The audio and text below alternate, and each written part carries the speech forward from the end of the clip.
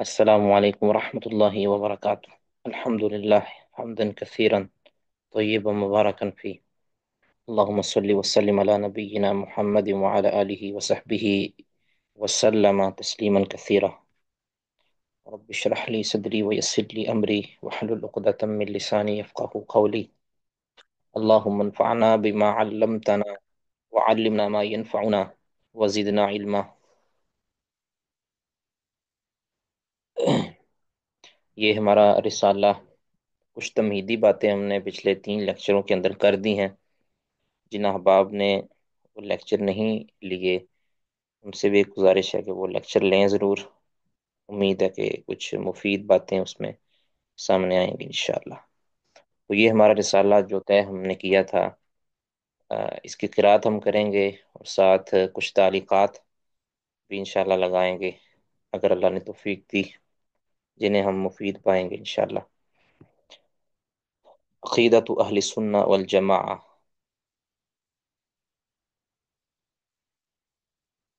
اور اس پر ہماری گفتگو ہوگی۔ عقیدہ کیا ہے، اہل سنہ کیا ہے، والجماعہ کیا ہے۔ اب یہ مصنف ہیں اس مختصر رسالہ کے اور انتہائی مفید، فضیلت الشیخ محمد بن صالح العثیمین رحمہ اللہ رحمتا واسعہ۔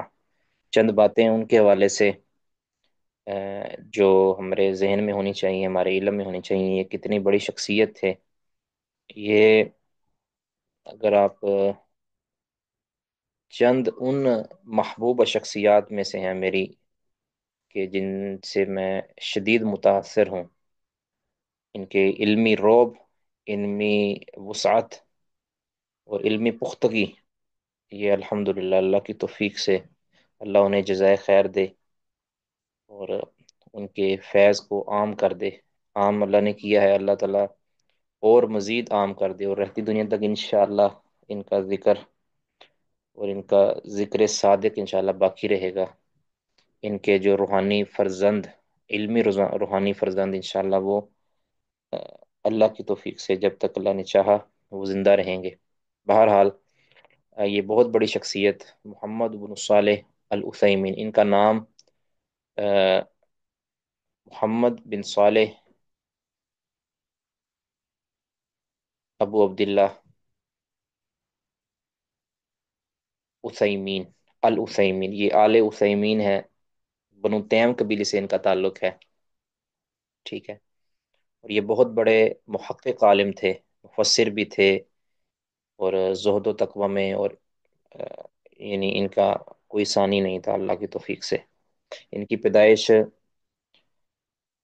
قسیم کے اندر، شہر جو سعودی عربیہ کے اندر قسیم شہر ہے، اس کے جو کسی قصبہ کے اندر انیزہ قصبہ ہے کوئی، اس میں ہوئی ہے 1347 میں، 1347، یعنی کم و بیش 100 سال پہلے، آج سے کم و بیش 100 سال پہلے ان کی پیدائش ہوئی ہے رمضان المبارک کے مہینہ میں، 27 رمضان بتایا گیا ہے۔ بہرحال ان کا جو آپ جانتے ہیں کہ علمی گرانے سے ان کا تعلق تھا، تو یعنی بچپن سے ہی انہوں نے قرآن و سنت کی تعلیمات سیکھنا شروع کی، اور ابتدائی تعلیم قرآن پاک کے حفظ کے ساتھ ساتھ اسی طرح جو عصری علوم ہوتے ہیں ابتدائی، وہ انہوں نے سیکھے۔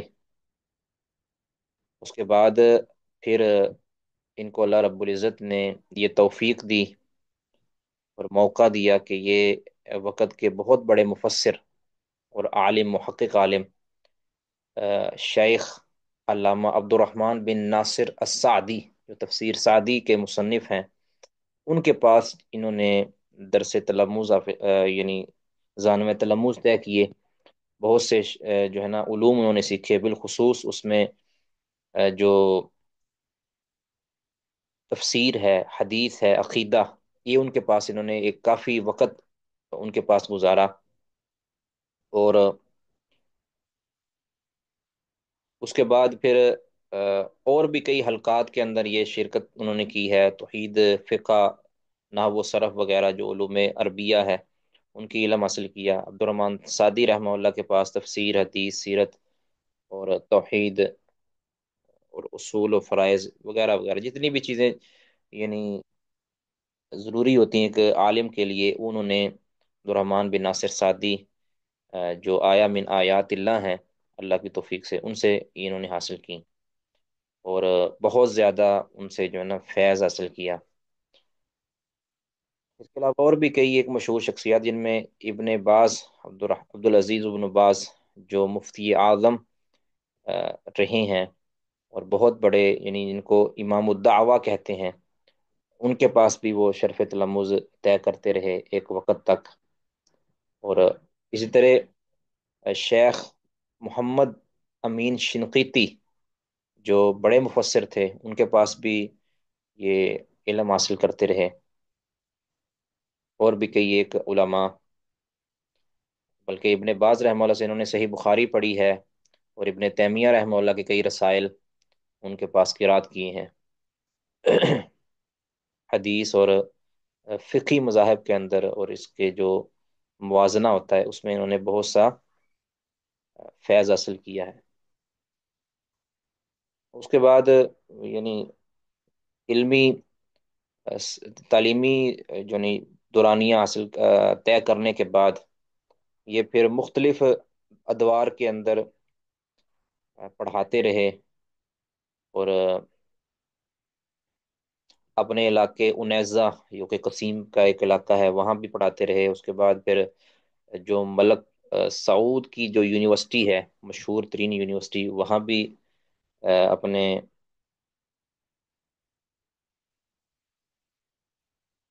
یعنی وہاں بھی وہ پڑھاتے رہے، اس کے بھی اس میں بھی ان کی ذمہ داری رہی۔ اور اس کے علاوہ مسجد نبی اور مسجد حرام میں مختلف مواقعوں پر دروس دیتے رہے، یعنی حلقات بھی پڑھاتے رہے، اور عوامی دروس وہ بھی دیتے رہے۔ اور ان کے محاضرات اتنے زیادہ ہیں اللہ کی توفیق سے، اور بہت زیادہ یہ پابندی کے ساتھ دروس دیا کرتے تھے۔ پھر کئی ایک کتابیں انہوں نے جو ہے نا یعنی درس کروائی ہیں طلباء کو، لکھوائی ہیں، القاء کروائی ہیں، املا کروائی ہیں، بہت سی، یعنی اتنی ہے کہ آپ اس کا شمار نہیں کر سکتے۔ ابھی اس پر ہم بات کریں گے الگ سے۔ بہت سے فتاوی انہوں نے لکھے ہیں، اور بہت سے رسالے اور یعنی مقالے انہوں نے تحریر کیے ہیں، ان پر بھی ہم آتے ہیں۔ اور بہت سے جو علماء کی کمیٹیاں ہیں سعودی عربیہ کے اندر، آپ کو پتہ ہے کہ علماء کی لجنات بہت زیادہ ہے ادھر، تو ان کا بھی یہ ایک یعنی بڑی بڑی جو کمیٹیاں ہیں ان کا حصہ رہے۔ جس طرح ایک کبار علماء جو ہوتے ہیں ان کے مملکہ عربیہ سعودیہ کے، ان کا ایک بنیادی حصہ رہے ہیں، ٹھیک ہے۔ پھر جامعہ الامام محمد بن سعود، وہاں بھی ایک علمی مجلس ہوتی ہے، اس کا بھی حصہ رہے۔ اس کے علاوہ بھی بہت سے یعنی داخلی اور خارجی محاضرات کا جو ہے نا وہ کی رونق رہے ہیں، بہت سے تحقیقی اور دعوتی پروگراموں کا وہ حصہ رہے ہیں۔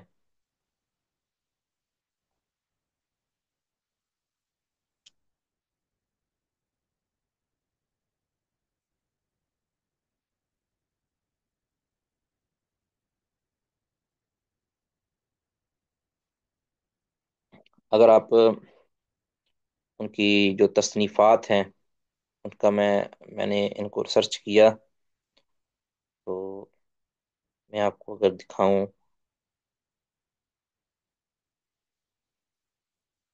ان کی تصنیفات میں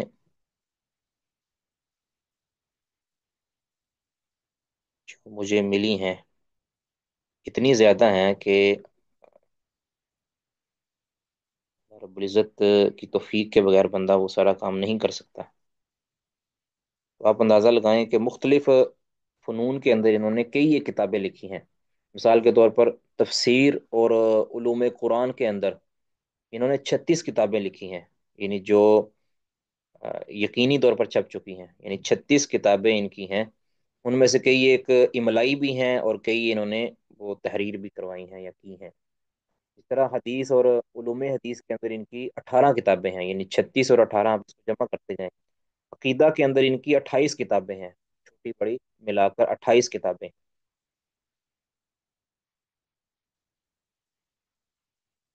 जी मेरी आवाज़ आ रही है?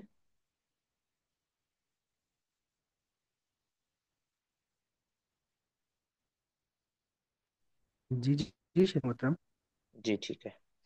तो अकीदा के अंदर 28 किताबें हैं। इस तरह फ़िक़्ह और उसूल फ़िक़्ह वगैरह के अंदर इनकी 56 किताबें हैं।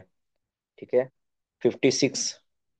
इस तरह सीरत के अंदर इनकी 2 किताबें हैं। लुगत के बारे में इनकी 6 किताबें हैं। ठीक है, एक आम जो अवामुन्नास के मौजूआत होते हैं, यानी जो आम मौजूआत, उनके अंदर इनकी 11 किताबें हैं, यानी मुख्तलिफ अनामीन के अंदर। इस तरह तालिब इल्म के आदाब के बारे में इनकी 4 किताबें हैं। और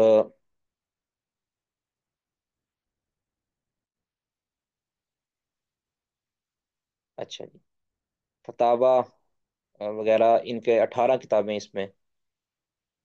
उसके अलावा भी बहुत से उनामीन के अंदर इनकी किताबें मौजूद हैं। अब अगर आप तफसीर वगैरह का अगर तफसीली अगर आप जायज़ा लें, तो तफसीर के अंदर इन्होंने मुख्तलिफ जो सूरतें हैं उनके उनको जो है ना मुजल्लदात के अंदर अगर तकसीम किया जाए, तो ये मुकम्मल मुकम्मल किताबें बनती हैं। उसमें बड़ा ही उलूम उन्होंने जमा कर दिए हैं। मिसाल के बाद तफसीर सूरतुल फातिहा, अब ये मुकम्मल इनकी किताब है।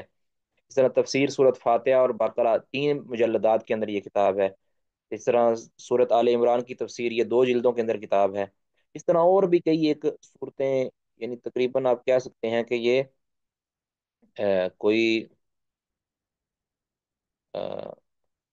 32 सूरतें, 32 किताबें हैं, यानी जो इस तरह की कभी तफसीर फातिर, तफसीर सूरा अल अहज़ाब, सूरा सजदा की तफसीर, इस तरह करके अगर आप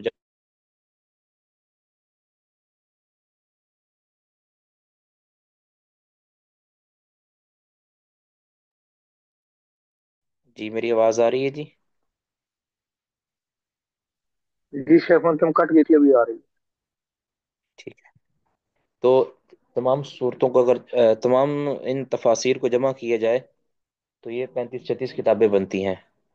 इस तरह उसूल तफसीर के अंदर भी और मुकदमा तो तफसीर, इसकी भी जो है ना किताबें हैं। इस तरह अगर आप तफसील के अंदर जाएं, हदीस और मुस्तलहुल हदीस।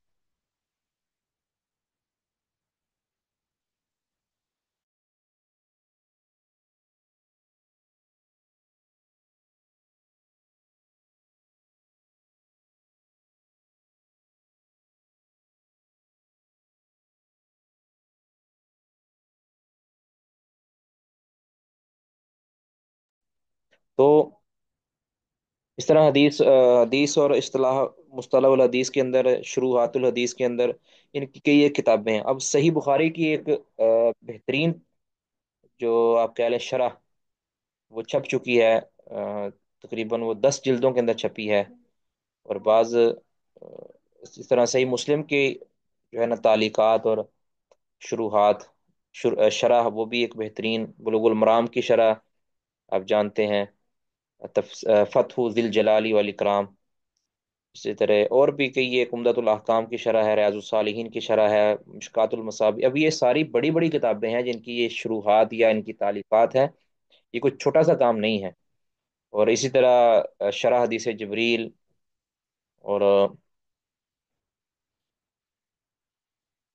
और भी ये नुज़हतुन नज़र की शरह है, शरह अल बैकूनिया है।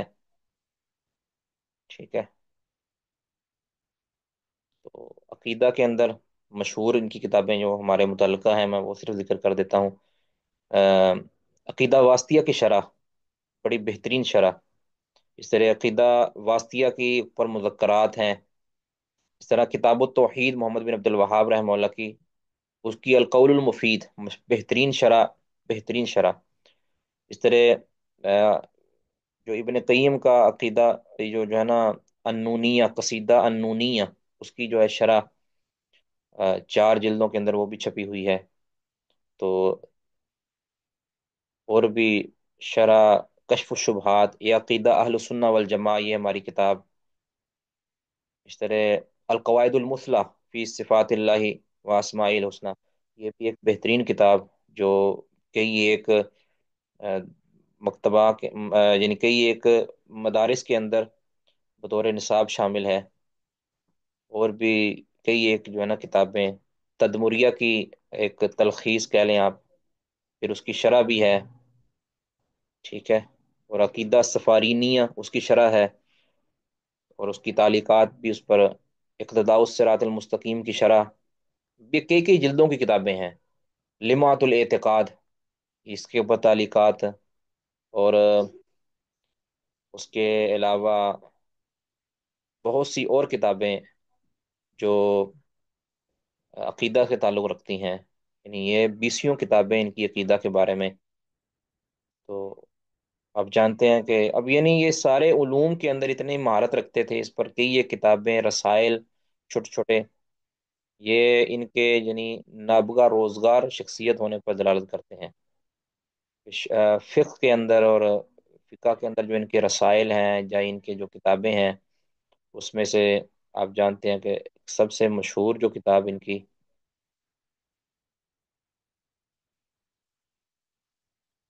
ایک میں وہ کتاب کا نام آپ کو مکمل بتا دوں،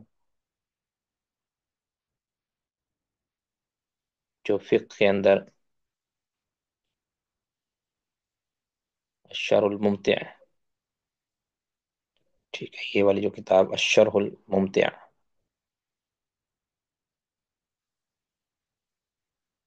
تو یہ بھی اس میں بہت ہی مفید باتیں ہیں، بہت ہی مفید۔ الحاصل ان کی کتابیں اتنی یعنی کارآمد ہیں کہ اگر کوئی شخص ان کتابوں کا دراسہ کر لے مکمل، تو وہ ایک علم کا حظ وافر حاصل کر لے گا۔ یعنی یہ ایسی یہ کتابیں ہیں، یہ بے نیاز کرنے والی کتابیں ہیں، یعنی کچھ شخصیات ایسی ہوتی ہیں نا کہ جو دوسروں سے بے نیاز کر دیتی ہیں، باقی کہہ دیں ہر عالم کی اپنی ایک خوشبو ہوتی ہے، لیکن کچھ اتنے پختہ ہوتے ہیں اور اتنے وسیع العلم ہوتے ہیں کہ وہ دوسروں سے بے نیاز کرنے والے ہیں، تو یہ ان شخصیات میں سے ہیں۔ تو اگر علمی کام دیکھا جائے تو یعنی اور علمی کام دیکھا جائے اور اس کی وسعت دیکھی جائے تو ابن عثیمین رحمہ اللہ جو عرب علماء میں سب سے ممتاز نظر آتے ہیں، تو اس میں کوئی شبہ نہیں ہے۔ باقی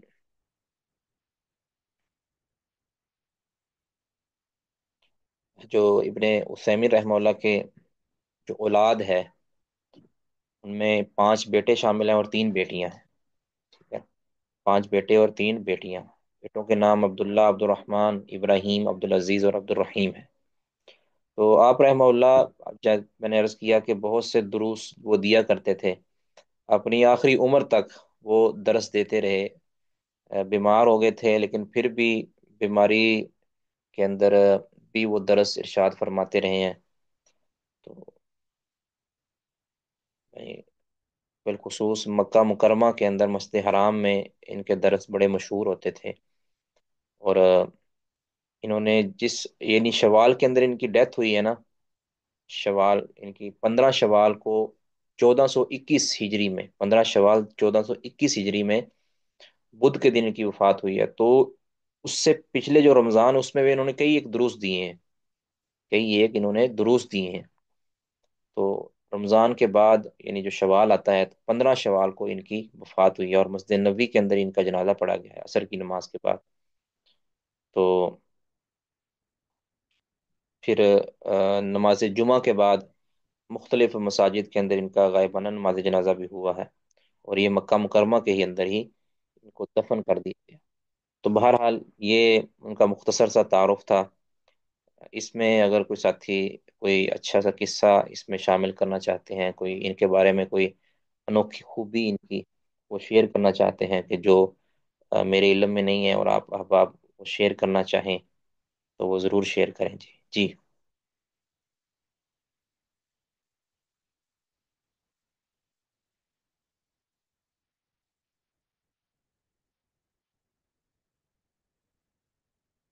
جی معاذ بھائی، کوئی بات نہیں ایسی۔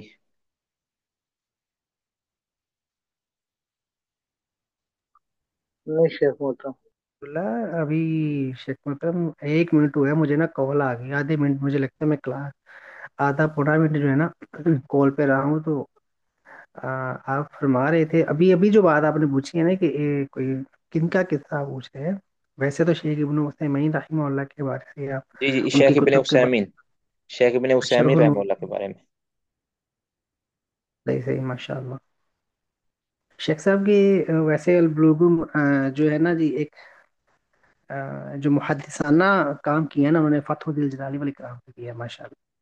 जी माशाल्लाह, और बड़े। एक और कोई पढ़ ले सही माशाल्लाह। और शेख शेख शेख की कोई साहब भी किताब उनके उठा ली जाए ना जी, शेख की कोई भी किताब उठा ली जाए, तो वो अल्लाह की तौफीक से वो यानी काफी शाफी होती है। ये वो होता यूं है, लगती है जैसे उन्होंने लिखी में हमारे लिए ना, नहीं ऐसे समझ आ रही होती है उनकी बात।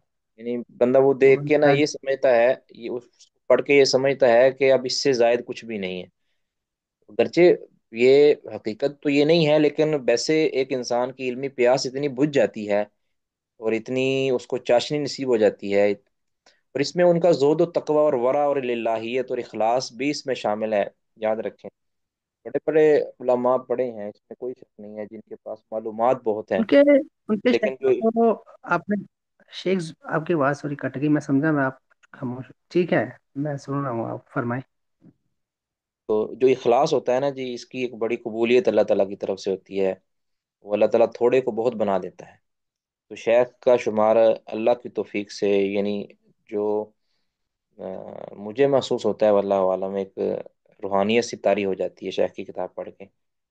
और बहुत ही कह लें कि जब भी कभी इन्होंने तफसीली बहस की है या मुख्तसर बहस की है, तो अल्लाह की तौफीक से कमाल की है। बाकी कहते हैं इख्तिलाफ तो किसी से भी इल्मी रखा जा सकता है, किसी से भी खता हो सकती है, इसमें कोई दो राय नहीं है। लेकिन किसी की खूबियाँ इतनी गालिब होती हैं, इतनी गालिब होती हैं कि इंसान उससे मुतासिर हुए बगैर नहीं रहता। तो ये उन शख्सियात में से हैं, मेरे लिए तो कम अज़ कम। बाकी वल्लाहु आलम।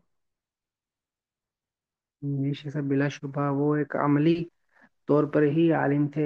मुझे याद है मैंने कभी आज से एक अर्सा पहले ना वो तलबा के साथ एक उनका मतलब देख रहा था यूट्यूब पे कभी। तो हमारे तो ये होता है ना कि एक मिसाल अब बाहर बारिश हो गई तो उसके बता दिए कि बारिश के या कि जो भी फजाइल है कि बारिश जो है ये गुनाहों को पार करती है, लेकिन वो खुद बाहर आ गए ना माशाल्लाह। तलबा के साथ खुद बाहर आए हैं, उन्होंने बारिश का पानी से वो उन्होंने गुसल किया, यानी कि ऐसे ही तो मतलब कि उन्होंने फिर बताया है उसके ये जो है ना पाक कर देता है गुनाहों को। तो ये करना चाहिए ये तो गुसल। दूसरा फिर वो मैं उनका सुन रहा था, एक आले सलमान में से थे, वो शेख साहब बता रहे थे कि जो सबसे कहते एक शायद लोगों को अजीब बात लगेगी कि वो उन्होंने कहा कि उनकी जाती लाइब्रेरी नहीं थी, बड़ी मुख्तसर लाइब्रेरी थी, बड़ी मुख्तसर, लेकिन कमाल की बात यह थी कि उन्होंने मतलब कि जो मतलब ये फतहुल बारी, फिर तफसीर इब्ने कसीर, इसमें काफी हिस्सा उन्होंने याद किया हुआ था, कुरान उनको हिफज था। ये तो सारे उनको अल बैकुनिया और शेख साहब ये इब्नु मालिक ये मतून, ये सारे बुलुगुल मराम, ये सारे उन्होंने याद किए हुए थे माशाल्लाह। जी बिल्कुल बिल्कुल है। तो बहुत से वफात के रसायल बहुत से रसायल और बहुत से जो अज्जा हैं, ये इनको जुबानी याद थे। हाफजा कमाल का था। और हाफजे के साथ साथ सबसे बड़ी जो बात होती है ना, कि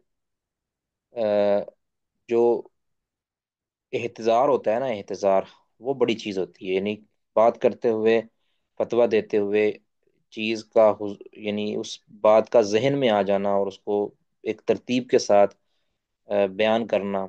यानी खुतबे उनके उठा लें, उनके मुहाज़रात उठा लें, उनकी किताबें उठा लें, यानी एक तरतीब बहुत ही उम्दा उनकी रही है। और फिर बातिल का रद्द, कमाल है।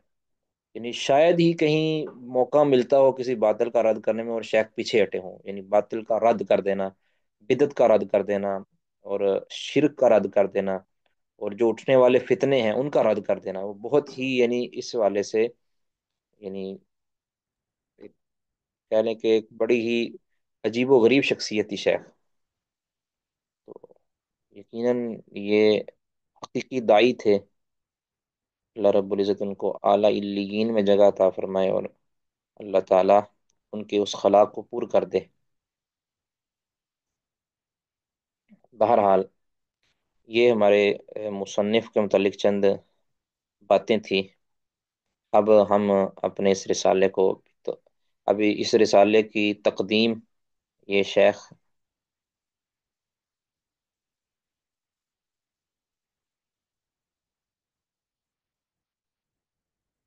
ابن باز رحمہ اللہ نے،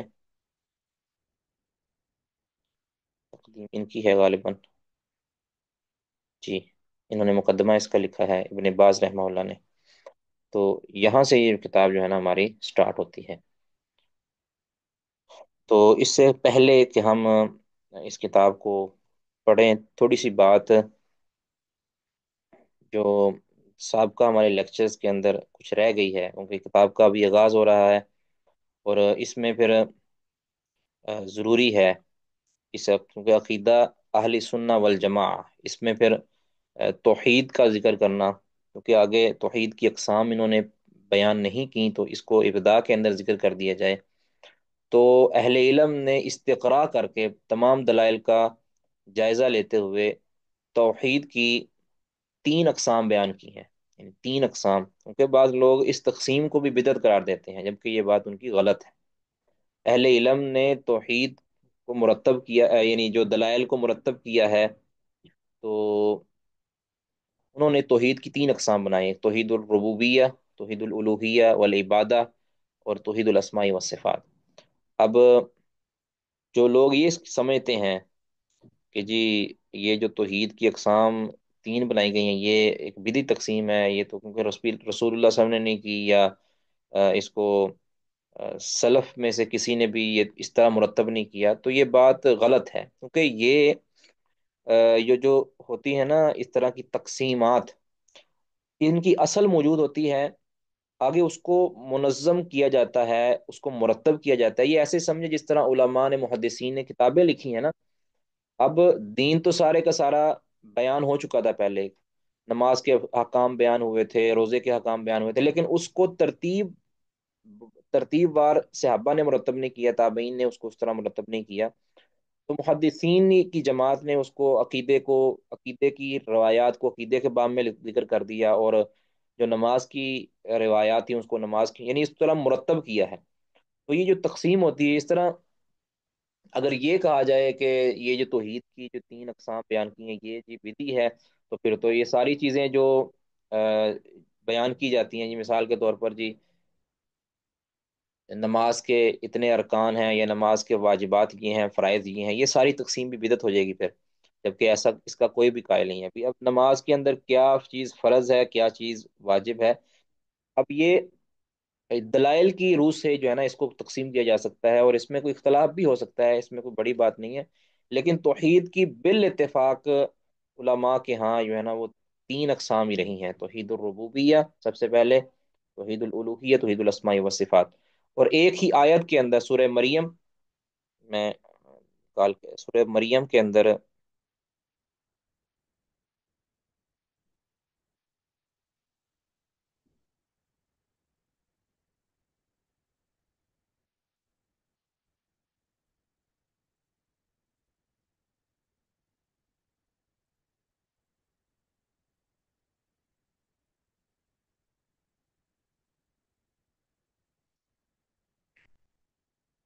آیت نمبر 65 ہے غالباً، جی،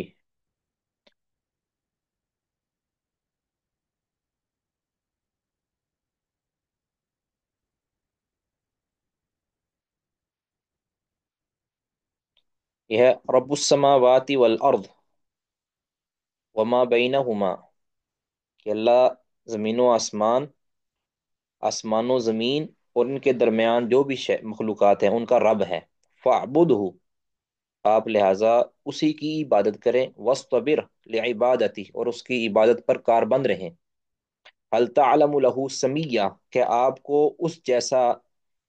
کوئی اس جیسا کوئی آپ کو آپ کے علم میں ہے، یعنی آپ کسی کو اس جیسا جانتے ہیں کہ جو اس طرح کا ہو، اس جیسا ہو، یعنی اس کو نظیر کے معنی میں کہہ لے، سمیہ بمعنی نظیرہ۔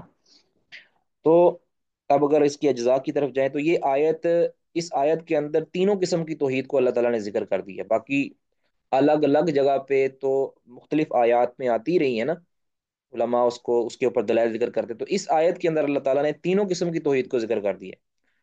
رب السماواتی والارض وما بینہما، یہ اس میں توحید الربوبیہ کا ذکر ہے، رب کا لفظ ہے، توحید الربوبیہ اس کا ذکر ہے۔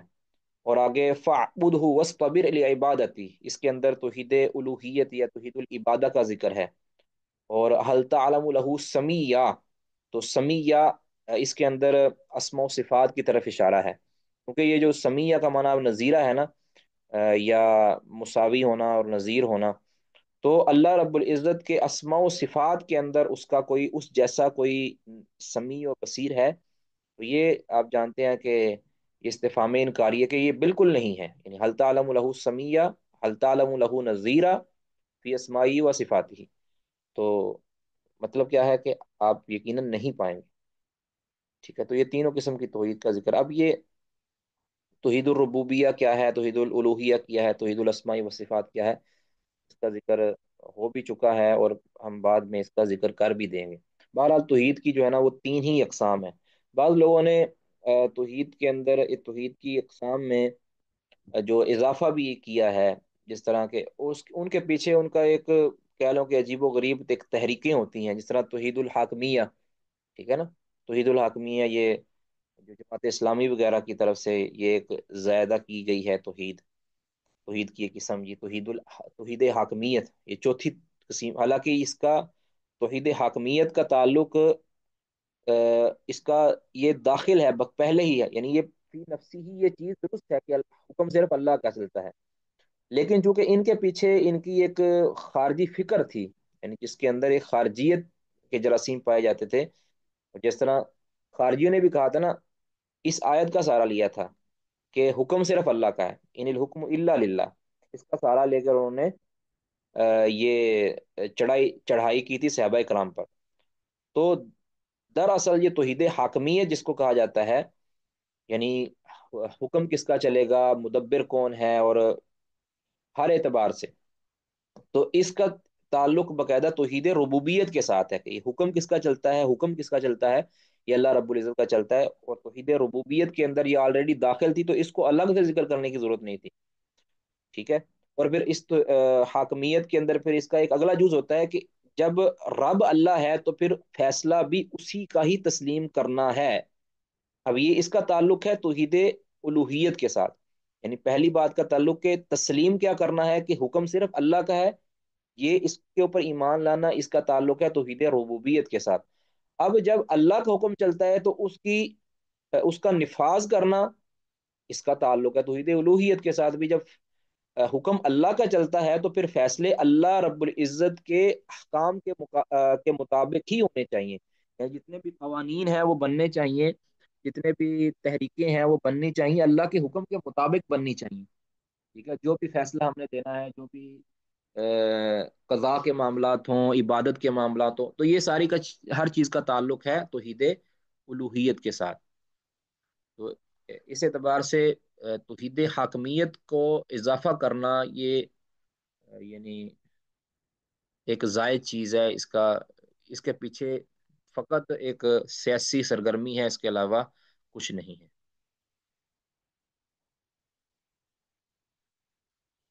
جی انہوں نے بھی کیا ہوگا واللہ عالم، لیکن یہ درست نہیں ہے، ان کے پیچھے فقط یہ ہے، کیونکہ ہمیشہ سے علماء یہ تین توحیدیں ہی ذکر ہاں یہ ہو سکتا ہے کہ اس توحید ربوبیت کے اندر آپ ذرا اس چیز پر زیادہ زور دے دیں، اگر زیادہ زیادہ، لیکن اس کو الگ سے ذکر کرنا یہ کہہ لیں کہ درست معلوم نہیں ہوتا ہے نا۔ جب بھی کسی مسئلہ کے اندر یار جو تحریکیں یہ بنتی ہیں نا،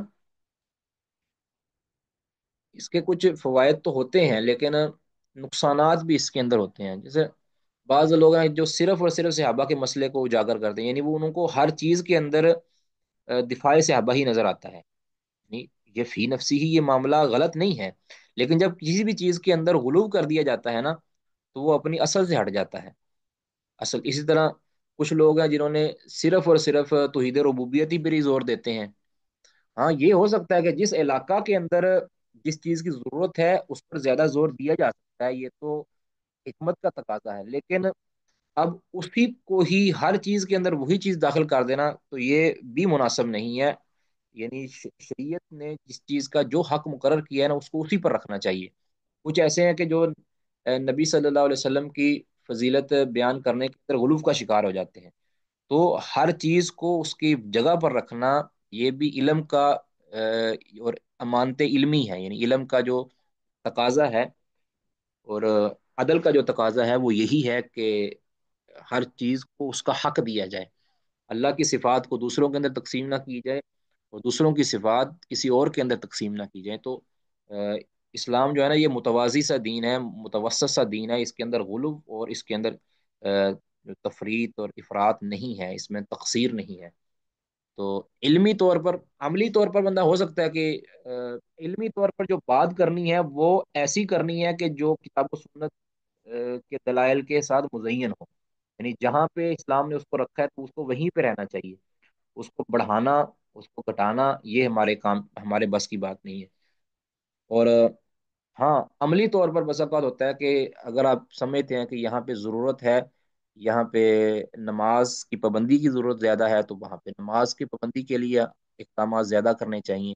اگر وہاں پہ آپ سمجھتے ہیں کہ اخلاقیات کے اوپر زیادہ زور دینا ہے تو پھر وہاں اخلاقیات کا زیادہ زور، جہاں پہ شرک پایا جاتا ہے تو وہاں توحید کے اوپر زیادہ زور، زیادہ دروس اور اس کے اندر زیادہ توجہ ہونی چاہیے۔ لیکن علمی طور پر اگر آپ کہیں کہ علم کے جب بیان کرنا ہے، جب لوگوں کی تربیت کرنی ہے، تو اس کے اندر افراط و تفرید نہیں ہونی چاہیے۔ واللہ عالم، شاید آپ میرے اس مدعا کو سمجھ گئے ہیں۔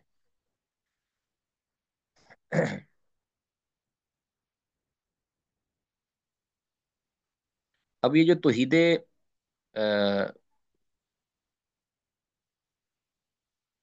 ربوبیت ہے، تو اس کا عام طور پہ اس کا لوگ اقرار کرتے ہیں، یعنی اللہ، یعنی بنیادی طور پہ اس کا اقرار کرتے ہیں، اللہ ہی سارا کچھ کرنے والا ہے وغیرہ وغیرہ۔ عام طور پہ لوگ اس کا اقرار کرتے ہیں، باقی کچھ ایسے بھی ہیں کہ جو اس کا بھی انکار کر دیتے ہیں۔ اور اگر دلائل کو دیکھا جائے تو مشرکین مکہ میں بھی کچھ اس طرح کے افراد تھے، جس طرح آج کوئی اللہ کے منکر ہے نا، اللہ کے وجود کے ہی منکر ہیں، تو اس ٹائم بھی کوئی اس طرح کے لوگ تھے۔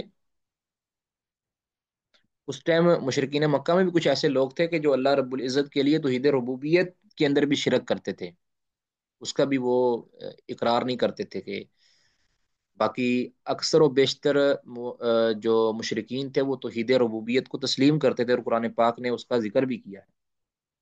تو باقی کچھ ایسے تھے جو اللہ کے وجود کا ہی انکار کرتے تھے، اور آج بھی اس طرح کے افراد موجود ہیں۔ تو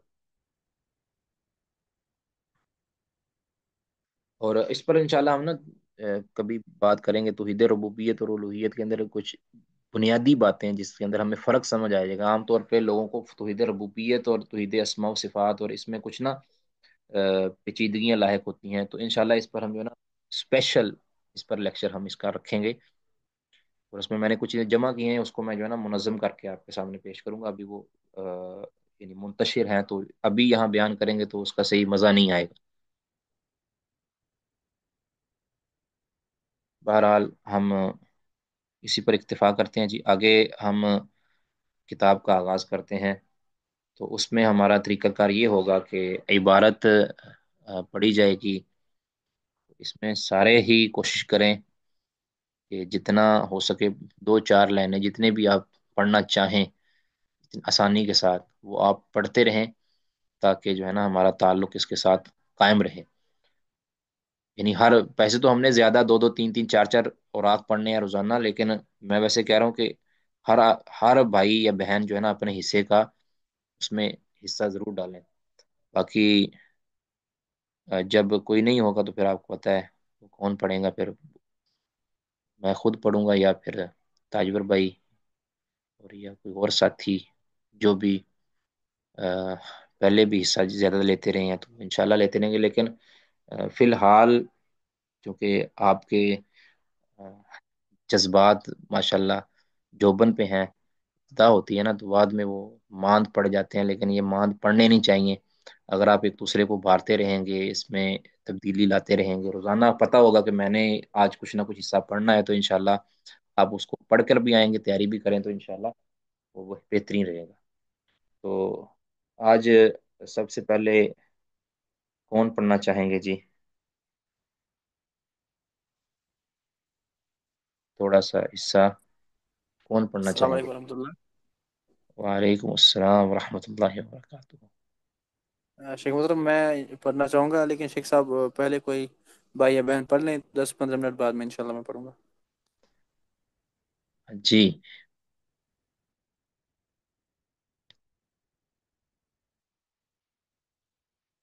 ہائی پھر میں خود ہی پڑھ لوں۔ بسم اللہ الرحمن الرحیم۔ اس پر ہماری پہلے بھی کئی بار بات ہو چکی ہے۔ بسم اللہ الرحمن الرحیم، با حرف جر، بسم اللہ، اور الرحمن الرحیم، اس کے فرق پہ بھی ہم پہلے ہم بات کر چکے ہیں۔ اس کا ترجمہ کیا ہے؟ بسم اللہ الرحمن الرحیم، اللہ کے نام کے ساتھ جو رحمان ہے اور رحیم ہے۔ اب اللہ کے نام کے ساتھ کیا؟ اب ایک تو ہے کہ ہم اس کو یعنی جو کام کر رہے ہیں اس کو محذوف مانیں، اور آپ تو یہ تو جانتے ہیں نا کہ جار مجرور مل کر متعلق ہونا ہے کسی سے۔ اب یہ متعلق کون ہے؟ اس کو آپ فعل بھی نکال سکتے ہیں، اس کو اسم بھی نکال سکتے ہیں۔ اور اگر آپ دیکھا جائے یعنی جہاں پہ یہ متعلقات ذکر کی ہیں، بسم اللہ اموت و احیا، یعنی میں اللہ کے نام کے ساتھ مرتا ہوں یعنی سوتا ہوں، اور زندہ ہوتا ہوں یعنی اٹھتا ہوں جاگتا ہوں۔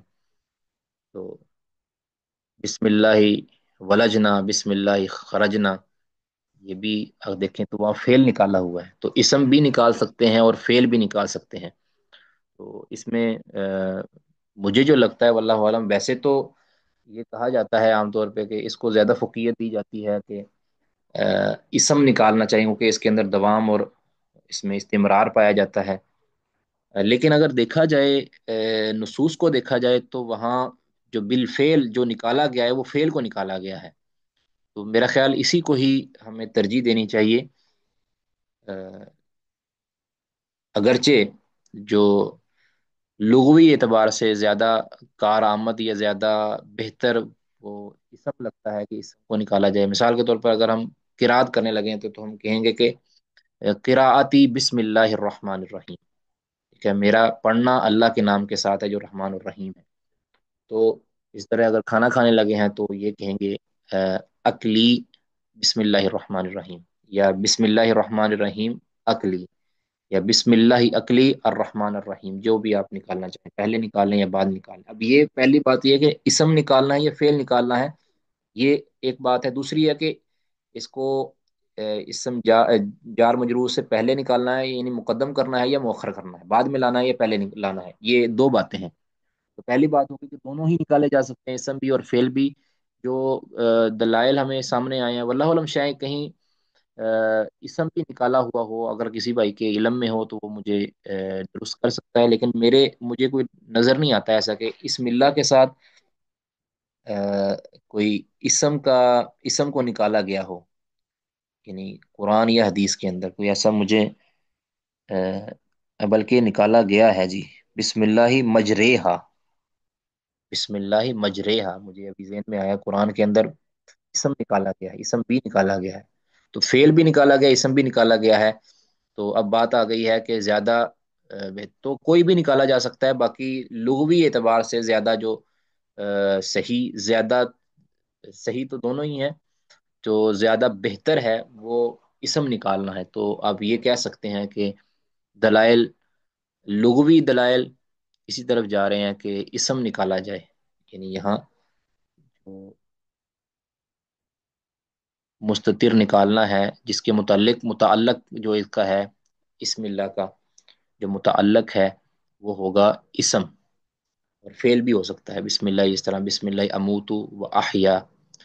اب دوسرا ہے کہ اب اس کو مؤخر نکالنا ہے یا مقدم نکالنا ہے، پہلے نکالنا ہے یا بعد میں نکالنا ہے۔ تو یہ تو آپ جانتے ہیں، تقدیم ما حقو تخیر یفید الحسر والقصر والاختصاص، کہ جس کو اگر کسی ایسی چیز کو کہ جو بعد میں آنی چاہیے تھی عام ترتیب میں، اس کو پہلے لایا جائے تو اس میں حسر پیدا ہو جاتی ہے، اور اس میں ایک کہہ لیں کہ اختصاص یا قصر پیدا ہو جاتی ہے یا حسر پیدا ہو جاتی ہے. تو حسر پیدا کرنے کے لیے پھر یہ ترجمہ ہوگا کہ بسم اللہ، اللہ کے نام کے ساتھ ہی.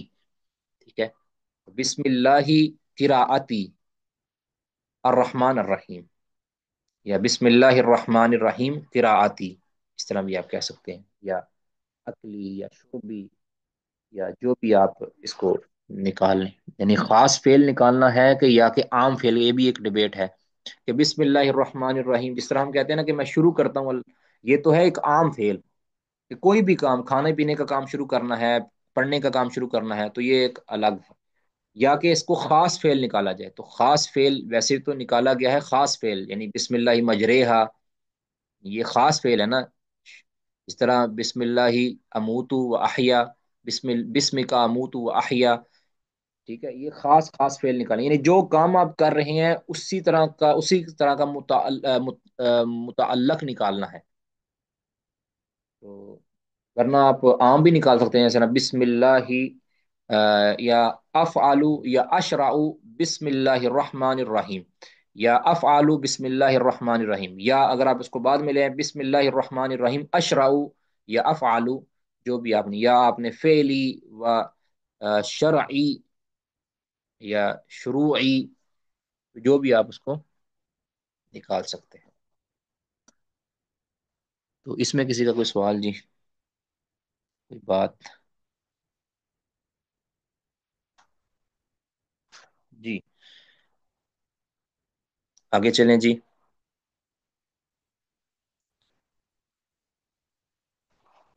جی کوئی نہیں عبارت پڑھنا چاہتے؟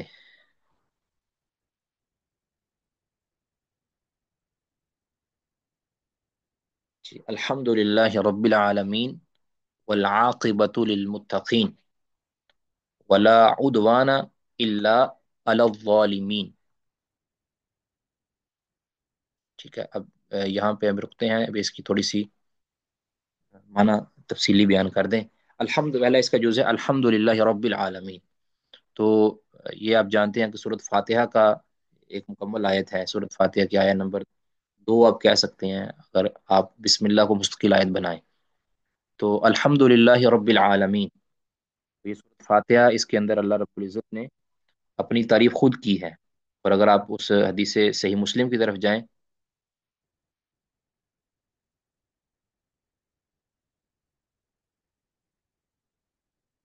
اچھا اسکرین شیئر نہیں تھی، سوری. الحمد للہ رب العالمین والعاقبۃ للمتقین ولا عدوان الا علی الظالمین. اب یہ تین چیزیں اس میں بیان ہوئی ہیں. تو الحمد للہ رب العالمین، اس میں اللہ رب العزت نے اپنی تعریف کی ہے، اور صحیح مسلم کی اس حدیث کے مطابق جو حدیث جس میں اثنا علی عبدی و مجدنی عبدی حمیدنی عبدی، اس طرح کی جو مکالمہ ہے، تو یہ اللہ رب العزت نے الحمد للہ رب سورۃ فاتحہ کو ایک اپنا مکالمہ بندے اور اپنے درمیان قرار دیا ہے. تو اس میں سے ایک جز ہے الحمد للہ رب العالمین. الحمد، آپ جانتے ہیں کہ الف لام، اس کا کیا یہاں رول ہے. تمام طرح کی تعریفات للہ، اللہ کے لیے ہے، رب العالمین جو تمام جہانوں کا رب ہے. اس پہ ڈبیٹ ہو سکتی ہے. والعاقبۃ للمتقین، اور عاقبت، عاقبت متقین کے لیے. جس طرح سورہ ہود کے اندر، سورہ ہود آیا نمبر 49، اس میں اللہ رب العزت نے فرمایا نا کہ تلک من انباء الغیب نوحیہا الیک، یہ غیب کی خبریں ہیں جسے ہم آپ کی طرف وحی کرتے ہیں. ما کنت تعلمها انت ولا قومك من قبل هذا، اس سے قبل آپ نہ جانتے تھے اور نہ آپ کی قوم ان سے باخبر تھی. تو لہٰذا فاصبر، آپ صبر سے کام لیجیے. آپ کو جو تکلیفیں پریشانیاں اٹھانی پڑ رہی ہیں، آپ اس پر ڈٹے رہیے. یعنی آپ صبر کا دامن نہ چھوڑنے دیجیے اپنے آپ کو. ان العاقبۃ للمتقین، ٹھیک ہے، ان العاقبۃ للمتقین، یہ سورہ ہود میں ہے کہ بلا شبہ عاقبت متقین کے لیے. اب اس عاقبت، انجام، اچھا انجام، یہ متقین یعنی نیکوکاروں کا ہے. اب یہ عاقبت سے مراد کیا ہے؟ کیا دنیا کے اندر ہی اچھا انجام ہونے والا ہے، یا کہ اس کا تعلق دنیا کے ساتھ نہیں ہے، آخرت کے ساتھ ہے؟ تو دونوں ہی مراد ہے. اللہ رب العزت کبھی کبھار اپن مومن بندے کو دنیا کے اندر ہی کامیابی دکھا دیتا ہے، یا کبھی ایسا ہوتا ہے کہ وہ جو مومن بندہ ہوتا ہے وہ تو فوت ہو جاتا ہے، اس کی نسلیں اس کامیابی کا مزہ چکھتی ہیں، اس کامیابی کو سیلیبریٹ جو کرتی ہیں، اس کے بعد والی کرتی ہیں، اس کا ایک خون اس میں شامل ہو جاتا ہے، یا اس کا ایک اس کی ایک کوشش اس میں شامل ہو جاتی ہے۔ اب اگر دنیا میں اس کو کامیابی نہیں ملی تو اس کا یہ مطلب نہیں ہے کہ یہ عاقبت اس کے لیے نہیں، اس کی عاقبت آخرت کے اندر ہو جائے گی، ٹھیک ہے؟ تو یہ عاقبت للمتقین، یہ اس کے منافی نہیں ہے کہ دنیا کے اندر کوئی انسان کامیابی دیکھنے سے پہلے فوت ہو جائے، ٹھیک ہے نا؟ تو لہٰذا یہ جو عاقبت کا جو وعدہ اللہ رب العزت نے مومنوں کے لیے کیا ہے کہ یہ دنیا کے ساتھ خاص نہیں ہے، دنیا میں بھی ہو سکتی ہے اور آخرت میں بھی ہو سکتی ہے، ٹھیک ہے؟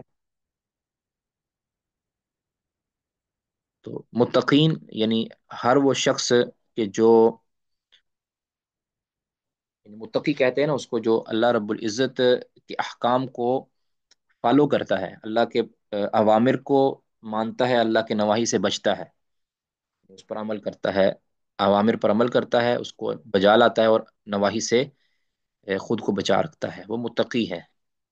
اور تقوی ہی اصل ہے ہر عمل کے لیے۔ اللہ تعالیٰ نے جو جتنے بھی یہ فرائض عائد کیے ہیں، اس کا مقصد تقوی ہے، دل کی طہارت، پاکیزگی ہے، اللہ کے قرب حاصل کرنے کے لیے اپنے آپ، یعنی وہ ایک کبر جو انسان کے دل میں ہوتا ہے نا، اس کو توڑنے کو تقوی کہتے ہیں، خشیت۔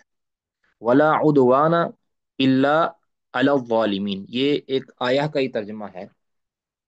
تو اسورہ البقرہ 193 نمبر آیا، اس میں ہے فلا عدوان الا علی الظالمین۔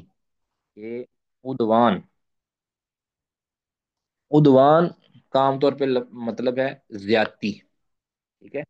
زیادتی اس کا معنی ہے، لیکن یہاں جو عدوان ہے نا، زیادتی کو بولا جاتا ہے کہ جو کسی پر ظلم کرے، لیکن یہاں عدوان سے مراد ابتدائی طور پر کسی پر یعنی کسی کے ساتھ ابتدا کرنا، یہ مراد نہیں ہے، کیونکہ وہ تو ظلم ہوتا ہے۔ ابتدا کے ساتھ جو زیادتی کرتا ہے، ابتداءً جو زیادتی کرتا ہے، یہ ظلم ہوتا ہے، اور ظالم تو کبھی کامیاب نہیں ہوتا، ٹھیک ہے؟ لیکن یہاں جو مراد ہے وہ ہے بدلے کے اندر جو زیادتی کی جاتی ہے نا، جس طرح قرآن پاک میں کس طرح ہے جی وہ کہ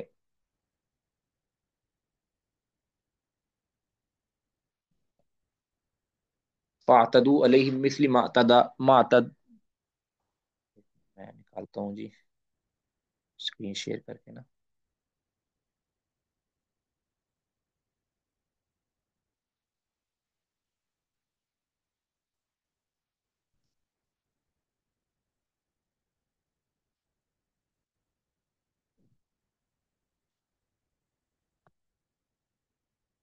جی یہ دیکھیں، فمن اعتدى علیکم فاعتدوا علیہ بمثل ما اعتدى علیکم، یعنی اگر آپ کے ساتھ کوئی زیادتی ہوئی ہے، فمن اعتدى علیکم، اب اگر کوئی تم پر زیادتی کرتا ہے تو فاعتدوا علیہ، تو تم بھی اس پر زیادتی کر سکتے ہو، بمثل ما اعتدى علیہ، تو یہ بدلے کی زیادتی ہے، یعنی ابتداء نہیں تم کر سکتے، لیکن اگر کوئی آپ کے ساتھ زیادتی کرتا ہے تو اس زیادتی کا آپ اتنا ہی بدلہ لے سکتے ہو جتنی تم پر زیادتی کی گئی ہے، یعنی جو تمہارے ساتھ برا سلوک کیا گیا، آپ بدلے کے طور پر، جزا کے طور پر ان کے ساتھ اس طرح کا کر سکتے ہو۔ تو یہاں مراد ہے یعنی فلا عدوان الا علی الظالمین کے اندر ابتداءً زیادتی کرنا مراد نہیں ہے، بلکہ اس سے مراد ہے جو بدلے کی زیادتی ہے، تو وہ وہاں مراد ہے۔ سمجھ آ گئی جی؟ اس میں کسی کا کوئی سوال تو نہیں؟ یعنی ظلم کو اور زیادتی کو ختم کرنے کے لیے، اس کو رد کرنے کے لیے، اگر کوئی بدلے کے اندر اسی طرح کا بدلہ لیتا ہے تو یہ جائز ہے، ٹھیک ہے؟ یہ کیا ہے؟ جائز ہے۔ یہ جو فلا عدوان ہے، یعنی یہ جو سلوک ہے یہ ظالموں کے ساتھ ہی کیا جائے گا، یہ سلوک ظالموں کے ساتھ کیا جائے گا۔ رسول اللہ صلی اللہ علیہ وسلم نے فرمایا نا، اس طرح حدیث ہے صحیح بخاری کے اندر، ہم نے پڑھی بھی تھی، حدیث نمبر 2444۔ تو رسول اللہ صلی اللہ علیہ وسلم نے فرمایا کہ انصر اخاک ظالما او مظلوما، اپنے بھائی کی مدد کرو چاہے ظالم ہو یا مظلوم ہو، اب مظلوم کا تو سمجھ آتی ہے کہ اس کو بچا لیا جائے. تو صحابہ نے پوچھا تھا اللہ کے رسول کیف ننصرہ وہو ظالم.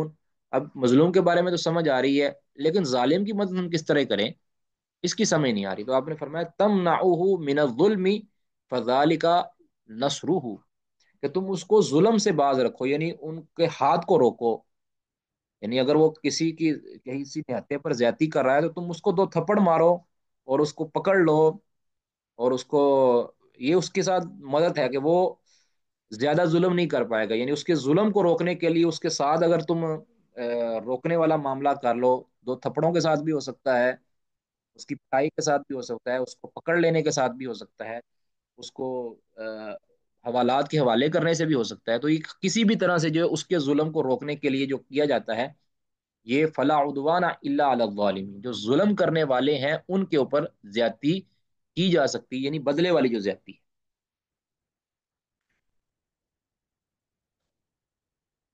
آگے جی. اشہد اللہ الہ الا اللہ وحدہ لا شریک لہ الملک الحق المبین. جی واشہد، یہ کلمہ شہادت، ٹھیک ہے، مشہور، میں گواہی دیتا ہوں اللہ الہ الا اللہ، کہ الہ اللہ کے علاوہ کوئی الہ نہیں ہے. وحدہ وہ اکیلا ہے، یعنی اپنی اس کی وحدانیت کا اقرار کرنا ہے. وحدہ، اور پھر اس کی تفصیلی تاکید لا شریک لہو، اس کے ساتھ کوئی بھی شریک، یعنی اپنی ذات کے اندر وحدہ لا شریک لہو، اس کی صفات کے اندر وحدہ لا شریک لہو. اب یہاں پہ ایک سوال ہوتا ہے، ابھی آگے ویسے تفصیل اس کی ذکر کریں گے، کہ کیا یہ جو وحدت ہے، یہ یعنی اسم کے اندر بھی ہے کہ اللہ کے ناموں کی طرح کا کوئی نام نہیں ہو سکتا. تو یاد رکھیں کہ جو نام مشترک ہیں، یعنی اللہ کا بھی نام ہے اور بندے کا بھی وہ نام رکھا گیا ہے، یا مخلوق کا بھی وہ نام رکھا گیا ہے، اس کے اندر بھی اللہ وحدہ لا شریک ہے. یعنی اس کے معنی اور تفاصیل کے اندر بھی آگے تفصیل جائے جائے تو اس کے اندر اللہ کی کوئی شرکت نہیں ہے. یعنی نام کی حد تک تو، یعنی جس کو کہہ رہے ہیں مشترک لفظی ہے، یعنی اللہ بھی سمیع ہے، بندہ بھی سمیع ہے. اب جو اللہ کی صفت سم ہے، اس کے اندر دوام پایا جاتا ہے، اس کو زوال نہیں ہے، لیکن بندے کے ساتھ یہ معاملہ نہیں ہے. وہ محتاج ہے، بندہ محتاج ہے، اللہ کی ذات محتاج نہیں ہے، اس کے اندر کمزوری ہے، اللہ کی صفت کے اندر کمال ہے. تو یہ ایک ہم تفصیل ذکر کریں گے جب اسماء و صفات کی بات کریں گے، کہ بندے اور اللہ کے درمیان جو صفات مشترک ہیں، جو انعام مشترک ہیں، ان کے اندر ہم اللہ کو کیسے کہہ سکتے ہیں کہ وحدہ لا شریک ہے. تو اس کے وحدہ لا شریک ہونے کا مطلب کیا ہے؟ اللہ رب العزت کی ذات، صفات، اللہ کے افعال، وحدہ لا شریک اس کے اندر اللہ کی ذات ہے. یعنی توحید الاسماء والصفات کی کچھ تفاصیل ہیں. اللہ کے افعال کے اندر اللہ کی توحید کیا ہے، اللہ کی صفات کے اندر اللہ کی توحید کیا ہے، اللہ کے اسماء کے اندر اللہ کی توحید کیا ہے، بالخصوص وہاں کہ جہاں بندے اور اللہ کے درمیان کچھ چیزوں کے اندر اشتراک پایا جاتا ہے. اللہ مسکراتا ہے، بندہ بھی مسکراتا ہے، تب توحید کیا رہ گئی؟ اس کے اندر توحید کیا ہوگی، اس کا ہم تفصیل کے ساتھ انشاءاللہ ذکر کریں. الملک، ملک یعنی ایسی ذات کے جو بادشاہت والی ہے، یعنی جس کے پاس مکمل اختیار، مکمل بادشاہت، مکمل سلطہ حاصل ہو جس کو. اور یہ سلطہ اور یہ جو بادشاہت ہے، یہ لم یزل اس کے اندر ہو، ہم یعنی ہمیشہ سے ہو اور ہمیشہ کے لیے ہو. اس کے اندر کبھی نقص، کبھی اس کے اندر زوال، کبھی اس کے اندر کہہ لیں کہ جس کے اندر یعنی آ، کوئی درمیان میں کہہ لیں کہ انقطاع نہیں آیا. یعنی یہ فقط عمومی اور حقیقی ملک، حقیقی بادشاہت وہ فقط اللہ رب العزت کی. الملک اس کو کہتے ہیں. جس طرح ہے نا، اللہ رب العزت قیامت کے دن پوچھے گا لمن الملک اليوم، آج کے دن بادشاہ. اب دنیا کے اندر تو بادشاہتیں لوگ یہ سمجھتے ہیں کہ یہ ہمارا بادشاہ تھا، یہ ہمارا بادشاہ تھا، یہ میری چیز تھی، یہ اس کی ملکیت تھی. یہ دنیا کے اندر لوگ سمجھتے رہے ہیں، اور لاشعوری طور پر ایک یعنی جزوی، کوئی حقیقی نہ بھی سمجھے، جزوی طور پر بندہ کسی نہ کسی کو بادشاہت کی طرف منسوب کرتا ہی رہتا تھا. تو लेकिन क़यामत के दिन अल्लाह ताला फरमाएगा कि आज यानी ये सारे बादशाह निहत्ते खड़े हैं, लिमनिल मुल्कुल यौम, आज बादशाहत किसके लिए है। दुनिया में तो समझते थे कि इसकी बादशाहत है, और चाहे तुम अकीदे के एतबार से अल्लाह को ही हकीकी बादशाह समझते, लेकिन अमली तौर पर तुम जो है दूसरे तीसरों को भी प्रेफर कर देते थे। तो आज अल्लाह ताला फरमाते लिमनिल मुल्कुल यौम, तो जवाब क्या होगा, लिल्लाहिल वाहिदिल कहार। ठीक है। अब सूरत फातिहा के अंदर भी है ना, मालिक यौमिद्दीन। ठीक है। अब मालिक यौम, इसके अंदर किरातें भी हैं, मलिक यौमिद्दीन की भी किरात है। तो अल मालिक और अल मालिक ये तकरीबन सेम है, अल मालिक और अल मालिक। इसमें कोई तफसील में इख्तलाफ ज़रूर है, लेकिन बाकी ये जो कि कुरान की आयात में मुख्तलिफ किरातें हैं, तो मालिकी यौमिद्दीन भी है और मालिकी यौमिद्दीन, दोनों किरातें साबित है। तो बहरहाल यानी अल्लाह रब्बुल इज़्ज़त की जो बादशाहत है, ये ऐसा सुल्ता कि जो आम हो, सबको शामिल हो, यानी ऐसा सुल्ता जो सबको शामिल हो और हमेशा के लिए हो। ठीक है। उसको मालिक। अल हक, अल हक, हक से मुराद जो यानी जुल्म के बरक्स होता है, जुल्म के बरक्स कहते हैं हक। ठीक है। और बातिल, जुल्म और बातिल के बरक्स को कहते हैं हक। तो यानी जो फजूल ना हो, हक यानी जो अ, बातिल ना हो, फजूल ना हो, बेफायदा ना हो, उसको अल हक कहते हैं। तो अल्लाह रब्बुल इज़्ज़त की ज़ात हक है। अल्लाह अपने तमाम अफ़आल के अंदर भी हक है, अल्लाह अपनी ज़ात के अंदर भी हक है। यानी अल्लाह की ज़ात बातिल नहीं है, अल्लाह की ज़ात फजूल नहीं है, अल्लाह की ज़ात बेफायदा नहीं है। अल्लाह के सिफात अल्लाह की हक हैं, यानी बातिल नहीं है, फजूल बेफायदा नहीं है। अल्लाह की उलूहियत का जो, अल्लाह का जो इस्तिहकाक है उलूहियत का, वो बरहक है। अल्लाह की रुबूबियत बरहक है, और वो इसके लायक भी है। ठीक है। जिस तरह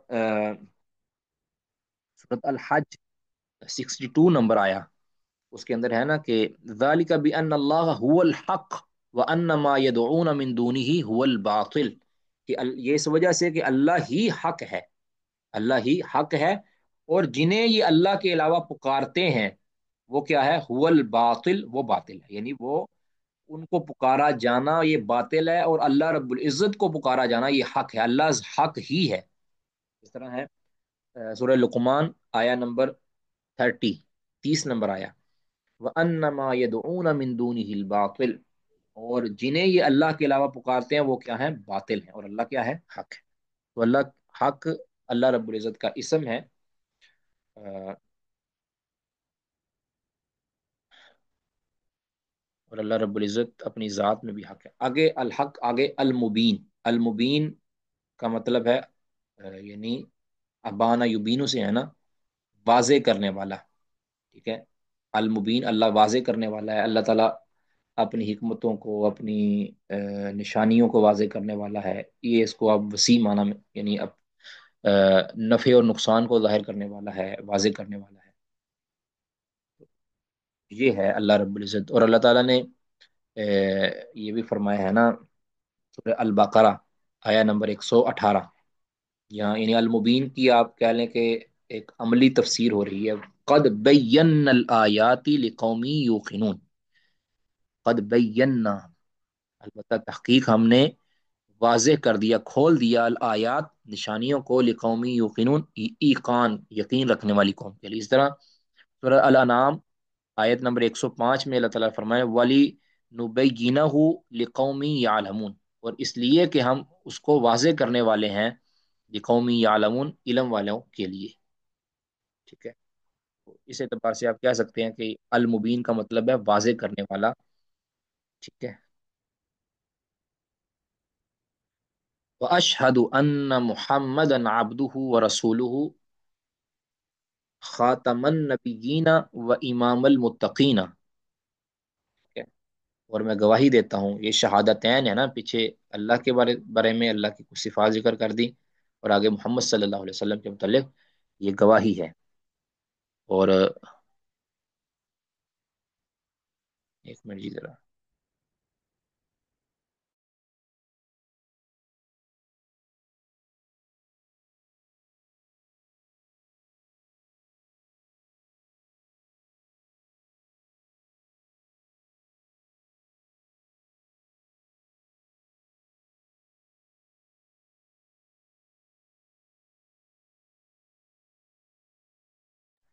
جی، واشهد ان محمدا عبدہ، محمد صلی اللہ علیہ وسلم یہ آپ کا اسم ذاتی ہے محمد، جو آپ کا نام احمد بھی ہے۔ آپ صلی اللہ علیہ وسلم نے فرمایا ان لی اسماء، میرے کئی ایک نام ہیں، انا محمد، انا احمد۔ اس سے علاوہ اور بھی آپ نے پانچ چھ نام اپنے ذکر کیے، اور آپ صلی اللہ علیہ وسلم کے اور بھی نام ہیں، لیکن جس طرح یہ مشہور قرآن کی آیات کے قرآنی نسخوں کے سائڈوں پر لکھے ہوتے ہیں، یا کئی ایک مساجد کی ٹائلوں پر لکھے ہوتے ہیں، یہ سارے نام نبی صلی اللہ علیہ وسلم کے لیے ثابت نہیں ہے۔ اس میں سے کئی ایک ایسے نام ہیں کہ جو غلوب پر مبنی ہیں۔ تو بہرحال نبی صلی اللہ علیہ وسلم کے کئی ایک نام ہیں، ان ناموں سے آپ کو پکارا جا سکتا ہے، پکارا سے مطلب آپ کا ذکر کیا جا سکتا ہے ان ناموں کے ساتھ، تو لیکن اپنی طرف سے ہم نام نہیں بنا سکتے کہ جو بالخصوص جو غلوب پر مبنی ہو۔ نام اللہ تعالیٰ کے نام تو ہم بالکل نہیں بنا سکتے، نبی صلی اللہ علیہ وسلم کے ہم نام بنا سکتے ہیں، لیکن اس میں پھر غلوب اور شرک کا عنصر نہیں ہونا چاہیے۔ آپ کی کوئی صفت مبارکہ اس بنیاد پر ہم آپ کا نام بنا سکتے ہیں، کیونکہ اللہ کا نام نہیں بنا سکتے، لیکن نبی صلی اللہ علیہ وسلم کا ہم نام بنا سکتے ہیں، یعنی اس کے لیے توقیفی ہونا شرط نہیں ہے۔ ہاں اس کے لیے تشریعی ہونا شرط ہے، یعنی اس کا شرع کے اندر اس کا جواز ہو۔ ہم کہہ سکتے ہیں کہ نبی صلی اللہ علیہ وسلم اس صفت کے حامل تھے، اس صفت کی بنیاد پر آپ کا کوئی نام رکھا جا سکتا ہے، ٹھیک ہے۔ تو باقی اللہ رب العزت کا معاملہ یعنی وہ خالق ہے اور نبی صلی اللہ علیہ وسلم مخلوق ہیں، اور آپ صلی اللہ علیہ وسلم کے لیے پھر کچھ شروط و قیود ہیں، آپ کا نام رکھا جا سکتا ہے، لیکن اس میں غلوب نہ پایا جاتا ہو، اس میں معاملہ حد سے تجاوز نہ کرنے والا ہو، شرعی حدود میں رہ کر آپ صلی اللہ علیہ وسلم کے کوئی صفت، آپ کا نام جو آپ کے اندر موجود ہو، اس کو اختیار کیا جا سکتا ہے، واللہ اعلم۔ تو نبی صلی اللہ علیہ وسلم کی جو اللہ نے عام طور پہ جو تعارف کروایا نا، وہ عبدیت کے ساتھ کروایا ہے، کہ آپ صلی اللہ علیہ وسلم کا جو خوبی ہے سب سے بڑی، کہ اللہ کے بندے تھے، یعنی مخلوق کے لیے یاد رکھیں، مخلوق کے لیے سب سے بڑی جو خوبی ہوتی ہے نا، وہ اس کی ابدیت کا اظہار ہے، یعنی جس کے اندر یہ ابدیت کے اندر جتنا زیادہ کمال پایا جاتا ہے نا، وہ مخلوق میں سے وہ شخصیت اتنی زیادہ آپ کہہ لیں کہ فضیلت والی ہے۔ یہ ایک نبی صلی اللہ علیہ وسلم نے یعنی بندوں کے لیے، یعنی کہہ لیں مخلوق کے لیے عروج اور افضلیت یہ ہے کہ وہ کتنا بڑا عبد ہے، یہ ہے وہ جتنا بڑا عبد ہوگا اتنی بڑی اس کی وہ فضیلت ہوگی۔ تو اسی لیے رسول اللہ صلی اللہ علیہ وسلم جب رات کو عبادت کرتے تھے، جس طرح بخاری مسلم وغیرہ کے اندر حدیث ہیں، بخاری کے اندر 1130 نمبر، مسلم کے اندر 2819 نمبر، تو نبی صلی اللہ علیہ وسلم کے رات کو عبادت کرتے تھے، قدموں کو ورم آ جاتا تھا، تو آپ سے کہا گیا کہ اللہ کے نبی آپ اتنی عبادت کیوں کرتے ہیں، جبکہ آپ کے تو ذمہ اللہ نے کوئی گناہ ہی نہیں چھوڑا، آپ کا تو پہلا اور بعد میں ہونے والا سارے گناہ اللہ نے بخش دیے ہیں۔ تو نبی صلی اللہ علیہ وسلم نے جواب دیا تھا کہ افلا اکون عبدا شکورا، کیا میں اللہ کا شکر گزار عبد نہ بن جاؤں، بندہ نہ بن جاؤں؟ تو بہرحال ایک گروہ ہے جو نبی صلی اللہ علیہ وسلم کے لیے عبد کا لفظ استعمال کرنا، یہ آپ صلی اللہ علیہ وسلم کی کہہ لیں کہ فضیلت نہیں سمجھتا، جبکہ ہم کہتے ہیں کہ اللہ کے رسول کو عبد کہنا اور آپ کی عبدیت کا اظہار کرنا، یہ رسول اللہ صلی اللہ علیہ وسلم کی فضیلت ہے، اور آپ صلی اللہ علیہ وسلم نے اپنی بھی اور اللہ تعالیٰ نے بھی آپ کی عبدیت، رجولیت، بشریت، اس کا اللہ رب العزت نے اظہار فرمایا اور اس کو بطور فضیلت ذکر کیا ہے۔ تو ابد کے لیے یعنی بشریت مصطفیٰ کے لیے جتنے بھی الفاظ استعمال ہو سکتے تھے اللہ کے رسول صلی اللہ علیہ وسلم کے لیے، وہ استعمال نبی صلی اللہ علیہ وسلم کے لیے اللہ نے کر دی ہیں، اور نبی صلی اللہ علیہ وسلم نے اپنی اپنی احادیث کے اندر اور صحابہ نے اپنے آثار کے اندر نبی صلی اللہ علیہ وسلم کی بشریت کو ثابت کیا ہے، اور ابدیت ہوتی ہی اس کے لیے ہے کہ جو یعنی جو ابدیت ہوتی ہے اس کے لیے جو مخلوق ہو، جو خالق کی صفات کا حامل نہ ہو، اس کو کہتے ہیں عبد۔ بہرحال عبدہ و رسول، اللہ کے آپ صلی اللہ علیہ وسلم کا جو تعارف ہے نا، وہ یہ ہے کہ آپ اللہ کے بندے ہیں، لیکن ان بندوں میں اللہ کے رسول ہیں، و رسول، اللہ کے بندے پلس اللہ کے رسول۔ اسی کو اگر آپ دیکھیں نا، سورت میں جاتا ہوں सूरत अल कहफ के आखिर में, सूरत अल कहफ आखिर अगर आप देखें,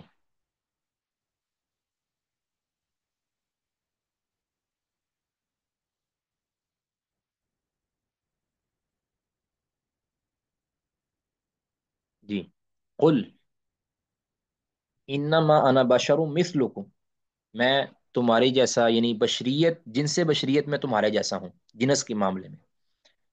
लेकिन फजीलत क्या है? यूहा इलैया, मेरी तरफ वही किया, यानी मैं रसूल हूँ, ये मेरी फजीलत है। तो ये मेरी फजीलत है। बाकी मैं हूँ जिनसे बशर से ताल्लुक। अब्दुहु व रसूलुहु, आप सल्लल्लाहु अलैहि वसल्लम अल्लाह के अब्द हैं और उसके रसूल हैं। और जब अल्लाह के रसूल हैं, अब्द हैं, तो लिहाजा आप सल्लल्लाहु अलैहि वसल्लम की इबादत नहीं की जा सकती। ठीक है? अब्द हैं तो आप आबिद हैं, माबूद नहीं है। तो अगर माबूद नहीं है, आबिद हैं, तो फिर आप सल्लल्लाहु अलैहि वसल्लम को इबादत की किसी किस्म के साथ खास नहीं किया जा सकता। आपको आपके नाम की दुहाई नहीं दी जा सकती, आपके नाम का ज़बह नहीं किया जा सकता, आपके नाम की कुर्बानी, यानी नाम से मुराद भी आपका नाम लेकर यानी बिस्मिल्लाह या बिस्मिर रसूल के नाम से कुर्बानी नहीं दी जा सकती, जानवर ज़बह नहीं किया जा सकता। और आप के लिए आप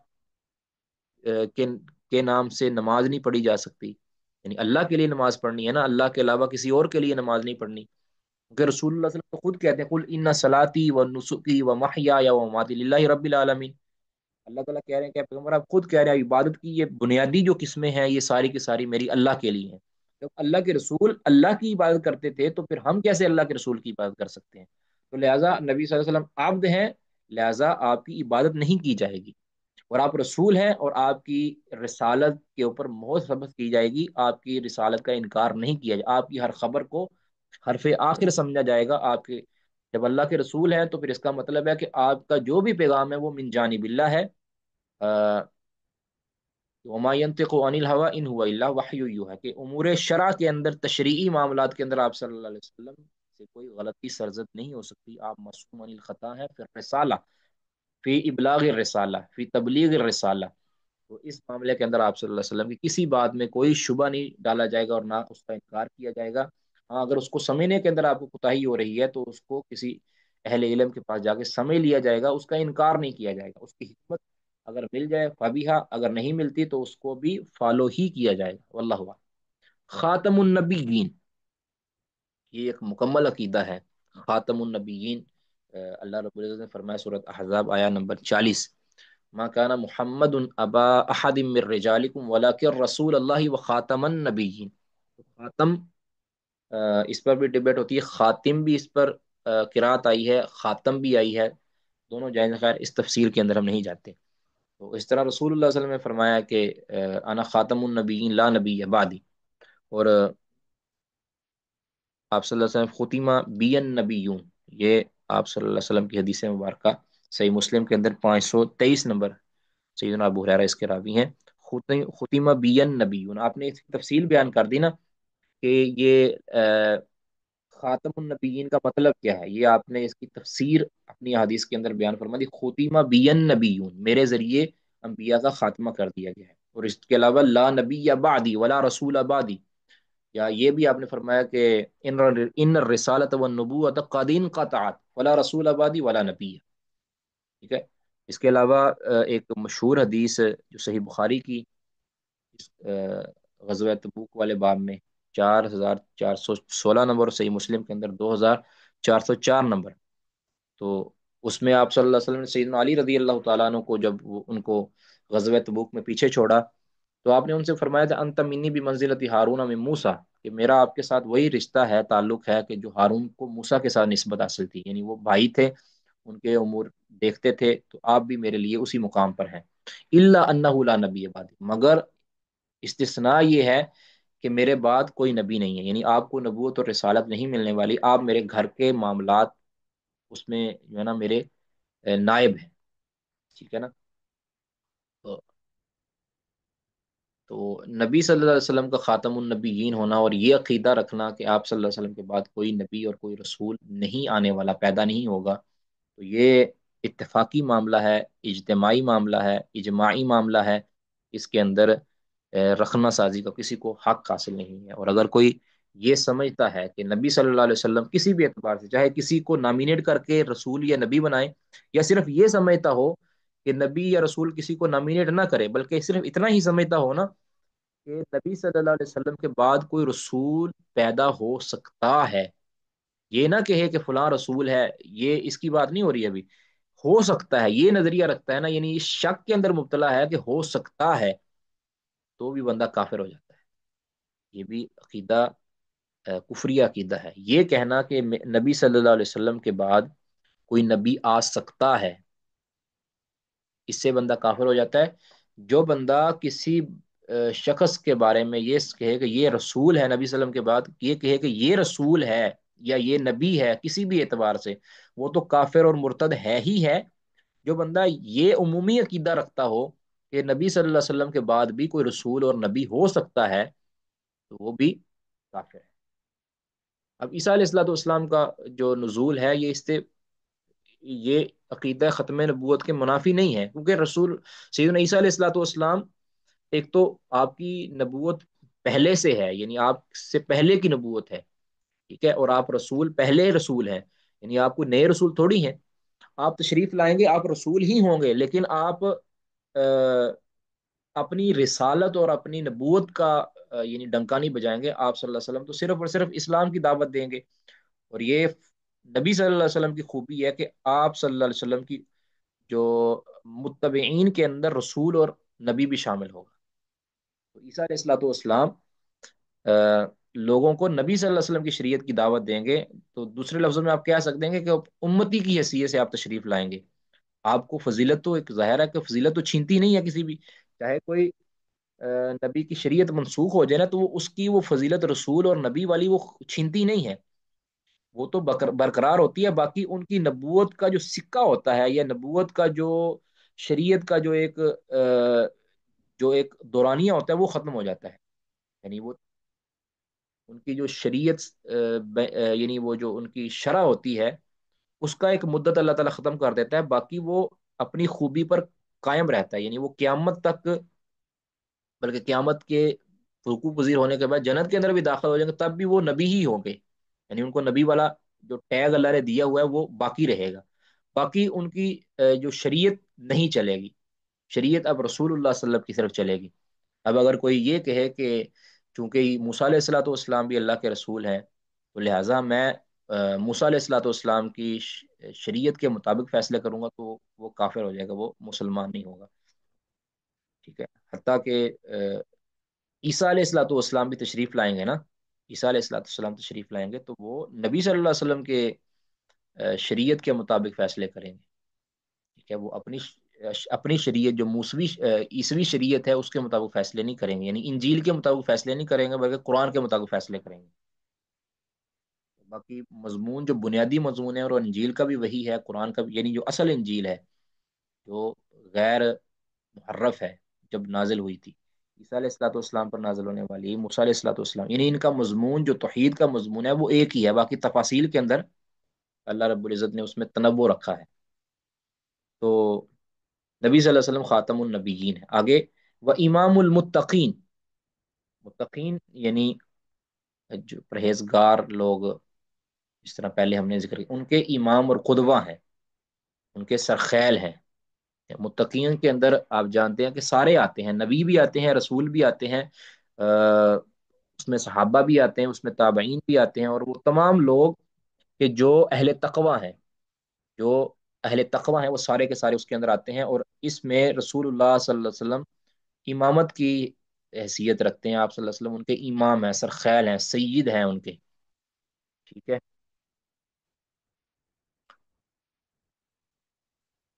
جی کسی کا کوئی سوال؟ جی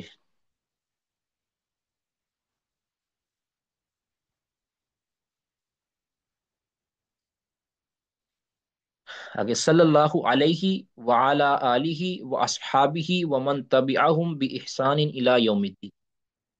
اس میں دو چار باتیں सल्लल्लाहु अलैहि, यानी अल्लाह रब्बुल इज़्ज़त की रहमतें हों अलैहि, नबी सल्लल्लाहु अलैहि वसल्लम पर, व आला आलिही, और आपकी आल पर, व असहाबी, और आपके असहाब पर, व मन तबिअहुम, और हर उस शख्स पर जो इनकी इत्तबा करता है, भी एहसान, एहसान के साथ, इला यौमिद्दीन, क़यामत तक। अब सल्लल्लाह, जब आप जानते हैं कि सलात की जब निस्बत अल्लाह की तरफ होती है, सल्लल्लाह लफ्ज़ यानी जो सीगा सलाह है या मादा सलाह है, उसकी निस्बत जब अल्लाह की तरफ होती है, तो फिर उसका माना होता है रहमत नाजिल करना। अल्लाह रहमत नाजिल करता है।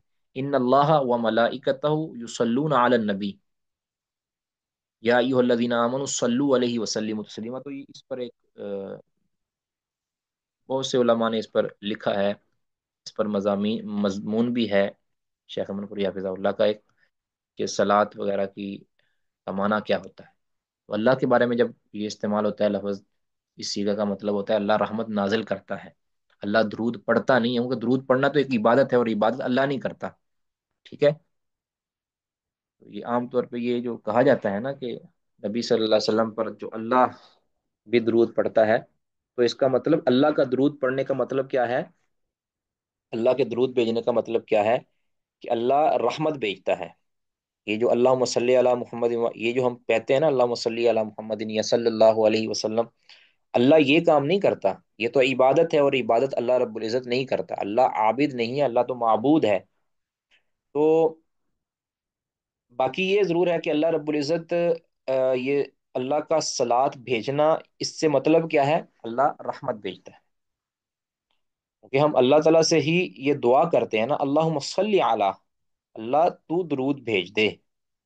तो वो दरूद भेजने का जो हम इल्तिजा करते हैं, ये हमारा इल्तिजा करना, ये इबादत है, ये काम अल्लाह नहीं करता। ठीक है। ये तो अकल से ही मावरा बात है ना, कि ये कहें कि अल्लाह भी इल्तिजा करता है। अल्लाह तो इल्तिजा नहीं करता। तो अल्लाह इल्तिजा करे तो फिर अल्लाह किस से करे? इसका मतलब है कि अगर अल्लाह अपने आप से करे इल्तिजा, तो फिर अल्लाह आबिद भी हुआ, माबूद भी हुआ, ऐसा तो नहीं है। बहरहाल सल्लल्लाहु अलैहि, अल्लाह ताला की रहमत नाजिल हों अलैहि, आप सल्लल्लाहु अलैहि वसल्लम पर, यानी इमामुल मुत्तकीन और खातमुन नबिय्यीन और रसूल और अब्द के पर। वअला आलिही, अब इसमें थोड़ा सा ये देखें कि ये आल से मुराद क्या है, आल से मुराद क्या है। अब इसी तरह अबुल आलिया, ये एक कौल सामने आ गया, सही बुखारी के अंदर मुअल्लक जिक्र किया है इमाम बुखारी रहमतुल्लाह ने।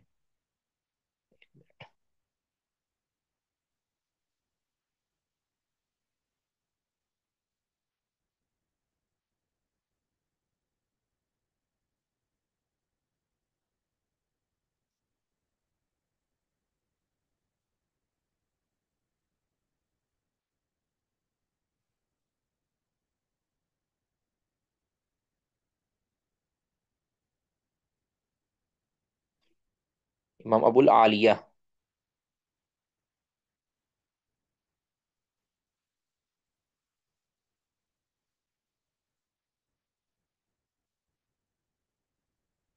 ये फरमाते हैं ना, सलातुल्लाह से मुराद क्या है, सनाउहु अलैहि इंदल मलाइका। ये एक माना क्या करते हैं कि मलाइका के पास अल्लाह ताला का सना करना। अल्लाह ताला नबी सल्लल्लाहु अलैहि वसल्लम की तारीफ करते हैं मलाइका के पास। ठीक है। और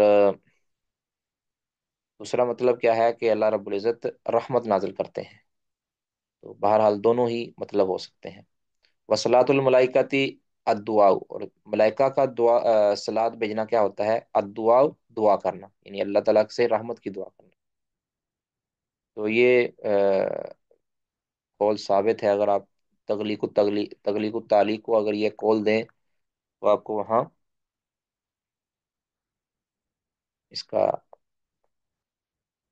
मखरज मालूम हो जाएगा, कहाँ से ये रवायत इमाम बुखारी रहमतुल्लाह यहाँ लेकर आए हैं। ये किताब आपने देखी हुई है, तगलीक तारीख इब्न हजर रहमतुल्लाह की। तो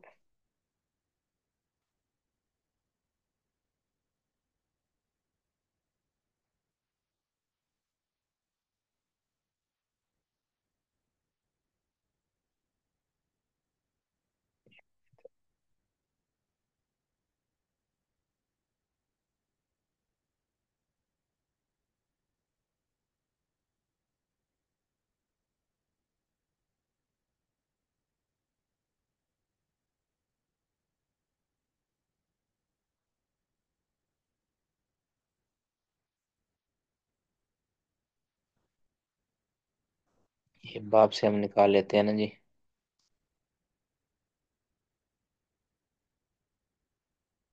کیا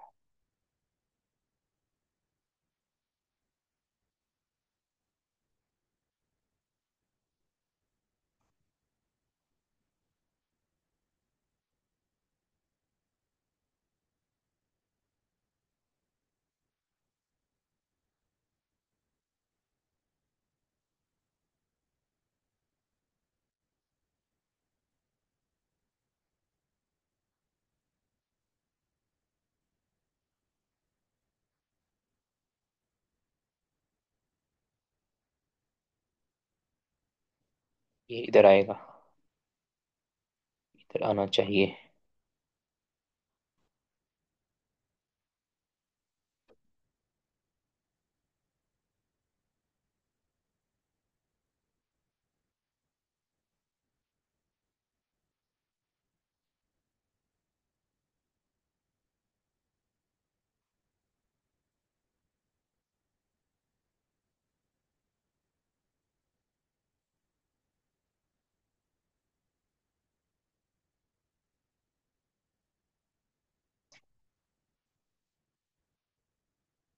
اس سمجھ سے باہر ہے کہ ادھر ابن عباس کا کول تو دے دیا ہے، لیکن ابو العالیہ رحمہ اللہ کا کول انہوں نے کیوں نہیں ذکر کیا؟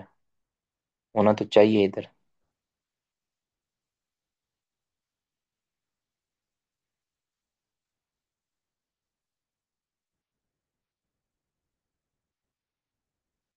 بہرحال یہ تو رہ گیا ہے، کیا وجہ بنی ہے؟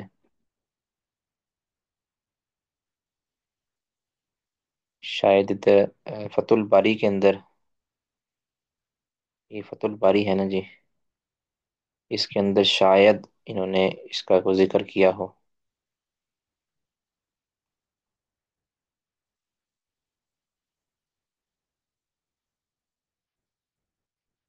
قولہ قال ابو العالیہ صلاۃ اللہ، کہتے اخرجہ ابن ابی حاتم.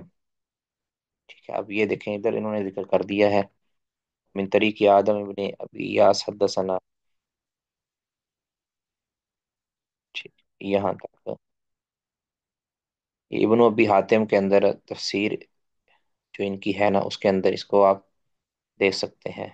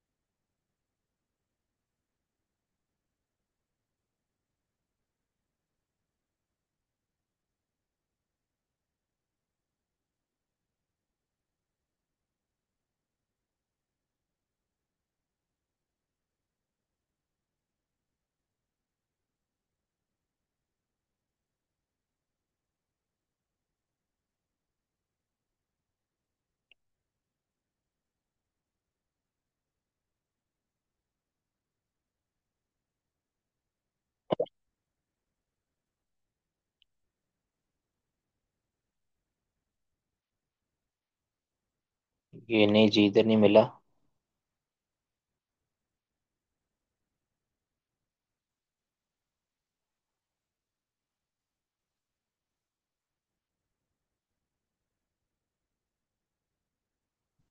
کہ یہ کوئی ہے تو صحیح تفسیر کے اندر کہیں، اللہ عالم یہ ملا نہیں ہے.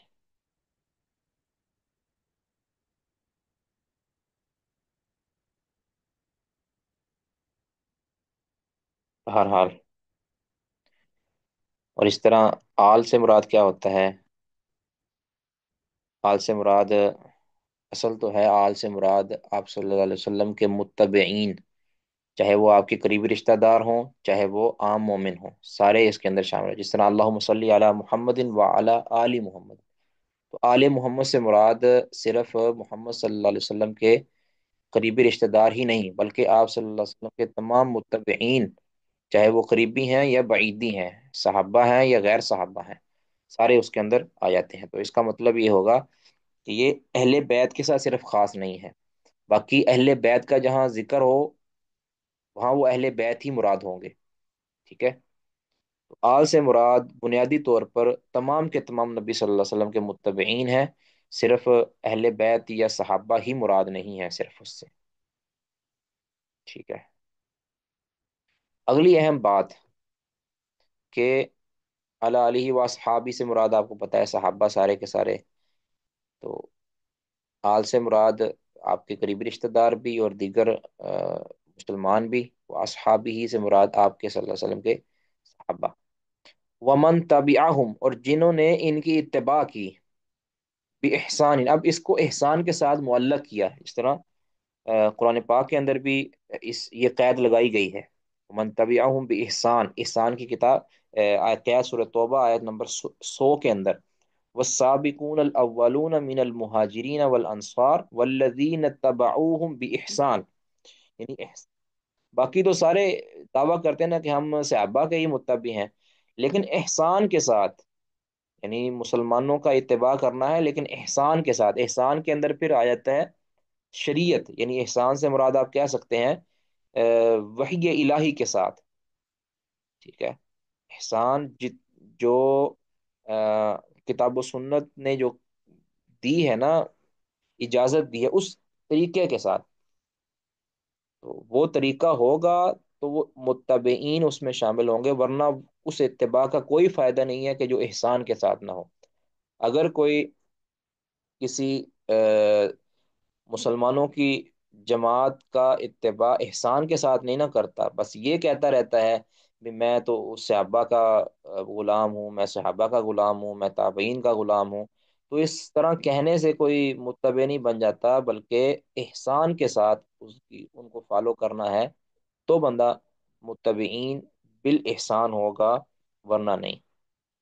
تو ومن تبعہم باحسان الی یوم الدین، تو تابعین، یعنی تابعین کو تابعین اس لیے کہتے ہیں کہ انہوں نے احسان کے ساتھ صحابہ کی اتباع کی ہے۔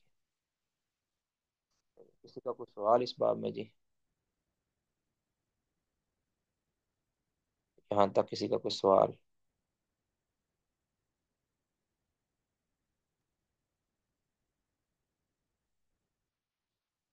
انشاءاللہ کلاس ختم کرنے لگے ہیں، کسی کا کوئی سوال تو وہ کر لیں جی جلدی سے۔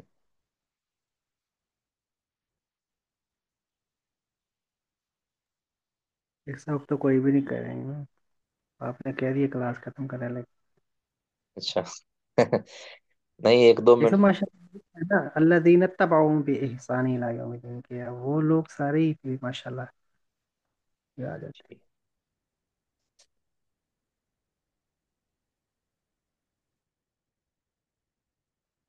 جی یہ حال کے بارے میں کچھ میں اقوال بھیجوں گا انشاءاللہ، اللہ کچھ زے خیر دے۔ اگر کہیں چلیں یہ آئندہ کے لیے ہے، اگر کہیں آپ کو سبق کے اندر کہیں بوریت محسوس ہو تو فوراً کوئی بات کر دیا کریں تاکہ وہ ماحول جو ہے نا وہ، کیونکہ مجھے پتہ نہیں چلتا، کئی بار بھی وقت گزر جاتا ہے اسی چکر کے اندر بات کر رہے ہوتے ہیں، تو اگر کہیں بوریت محسوس ہو تو آپ کوئی ایسی بات سبق روک کے کر سکتے ہیں، ٹھیک ہے؟ ہیں جی ماشاء اللہ انشاءاللہ۔ شیخ صاحب یہ جو والعاقبۃ للمتقین، اس کا سادہ ہم ترجمہ کریں گے تو کیا کہیں گے؟ یعنی کہ اچھا انجام؟ ہاں، انجام جو ہے نا اچھا ہی، یعنی وہاں مراد جو ہے نا عاقبہ سے مراد اچھا انجام ہی ہے، برا انجام تو ظالموں کے لیے ہے نا، جی شیخ انجام صاحب تو ویسے لفظ انجام، جی جی جی شیخ صاحب جیسے جزا، مطلب کہ وہی، جزائے خیر یعنی کہ ہوتا ہے جب جیسے۔ جی جی، یا ولا عدوان الا علی الظالمین، یعنی کہ نہیں زیادتی مگر وہ لوگ جنہوں نے ظلم کر کے ہی یعنی کہ اپنے آپ پر زیادتی کو اسی کے بدلے زیادتی یعنی یا بدلے کی جو زیادتی ہے نا، یہ صرف ظالموں پر ہے. باقی جو ابتدائی زیادتی ہے، یہ تو کسی پر بھی نہیں ہے نا. یعنی میں کسی پر ابتداءً کسی پر بھی زیادتی نہیں کر سکتا. ہاں، میں ظالموں کے ساتھ میں بدلے کی زیادتی کر سکتا ہوں. تو اللہ رب العزت کی طرف سے جو بھی یعنی پھٹکار ہوتی ہے، وہ ظالموں پر ہی ہوتی ہے. یعنی اللہ کی طرف سے تو جو یہ بدلے کی. ہونے سے جی. ولا عدوان. ہاں، فلا عدوان یعنی کہ جی صحیح صحیح. ولا عدوان جزاک. الا علی الظالمین. بارک اللہ فیکم اجمعین. یہ آپ اس کو لکھا کریں، جو باتیں اگر آپ کوشش کریں اپنی اپنی ایک دستاویز بنائیں. جس طرح کے ابتدائی لیکچروں کے اندر ہم نے ایک طریقہ بتایا تھا. جو بھی اب بار بار حدیث کوڈ کرنے کا مقصد یہ ہے، کئی بار آیات دکھا دینے کا مقصد یہ ہے کہ اس کو جو ہے نا تحریر میں لایا جائے، تاکہ آپ کو مزید زیادہ محنت نہ کرنی پڑے. صرف یہ ہے کہ جو لیکچر سن کے آپ اس کو مرتب کرتے ہیں، یہ آپ کا ایک مقالہ بھی بن جائے گا. آپ کے پاس ایک وسیع عقیدے کے متعلق آپ کے پاس مواد بھی جمع ہو جائے گا، کہیں بھی آپ کی زندگی کے اندر کام آئے گا انشاءاللہ. سبحانک اللہم و بحمدک، اشہد ان لا الہ الا انت، استغفرک و اتوب الیک. السلام علیکم ورحمۃ اللہ وبرکاتہ.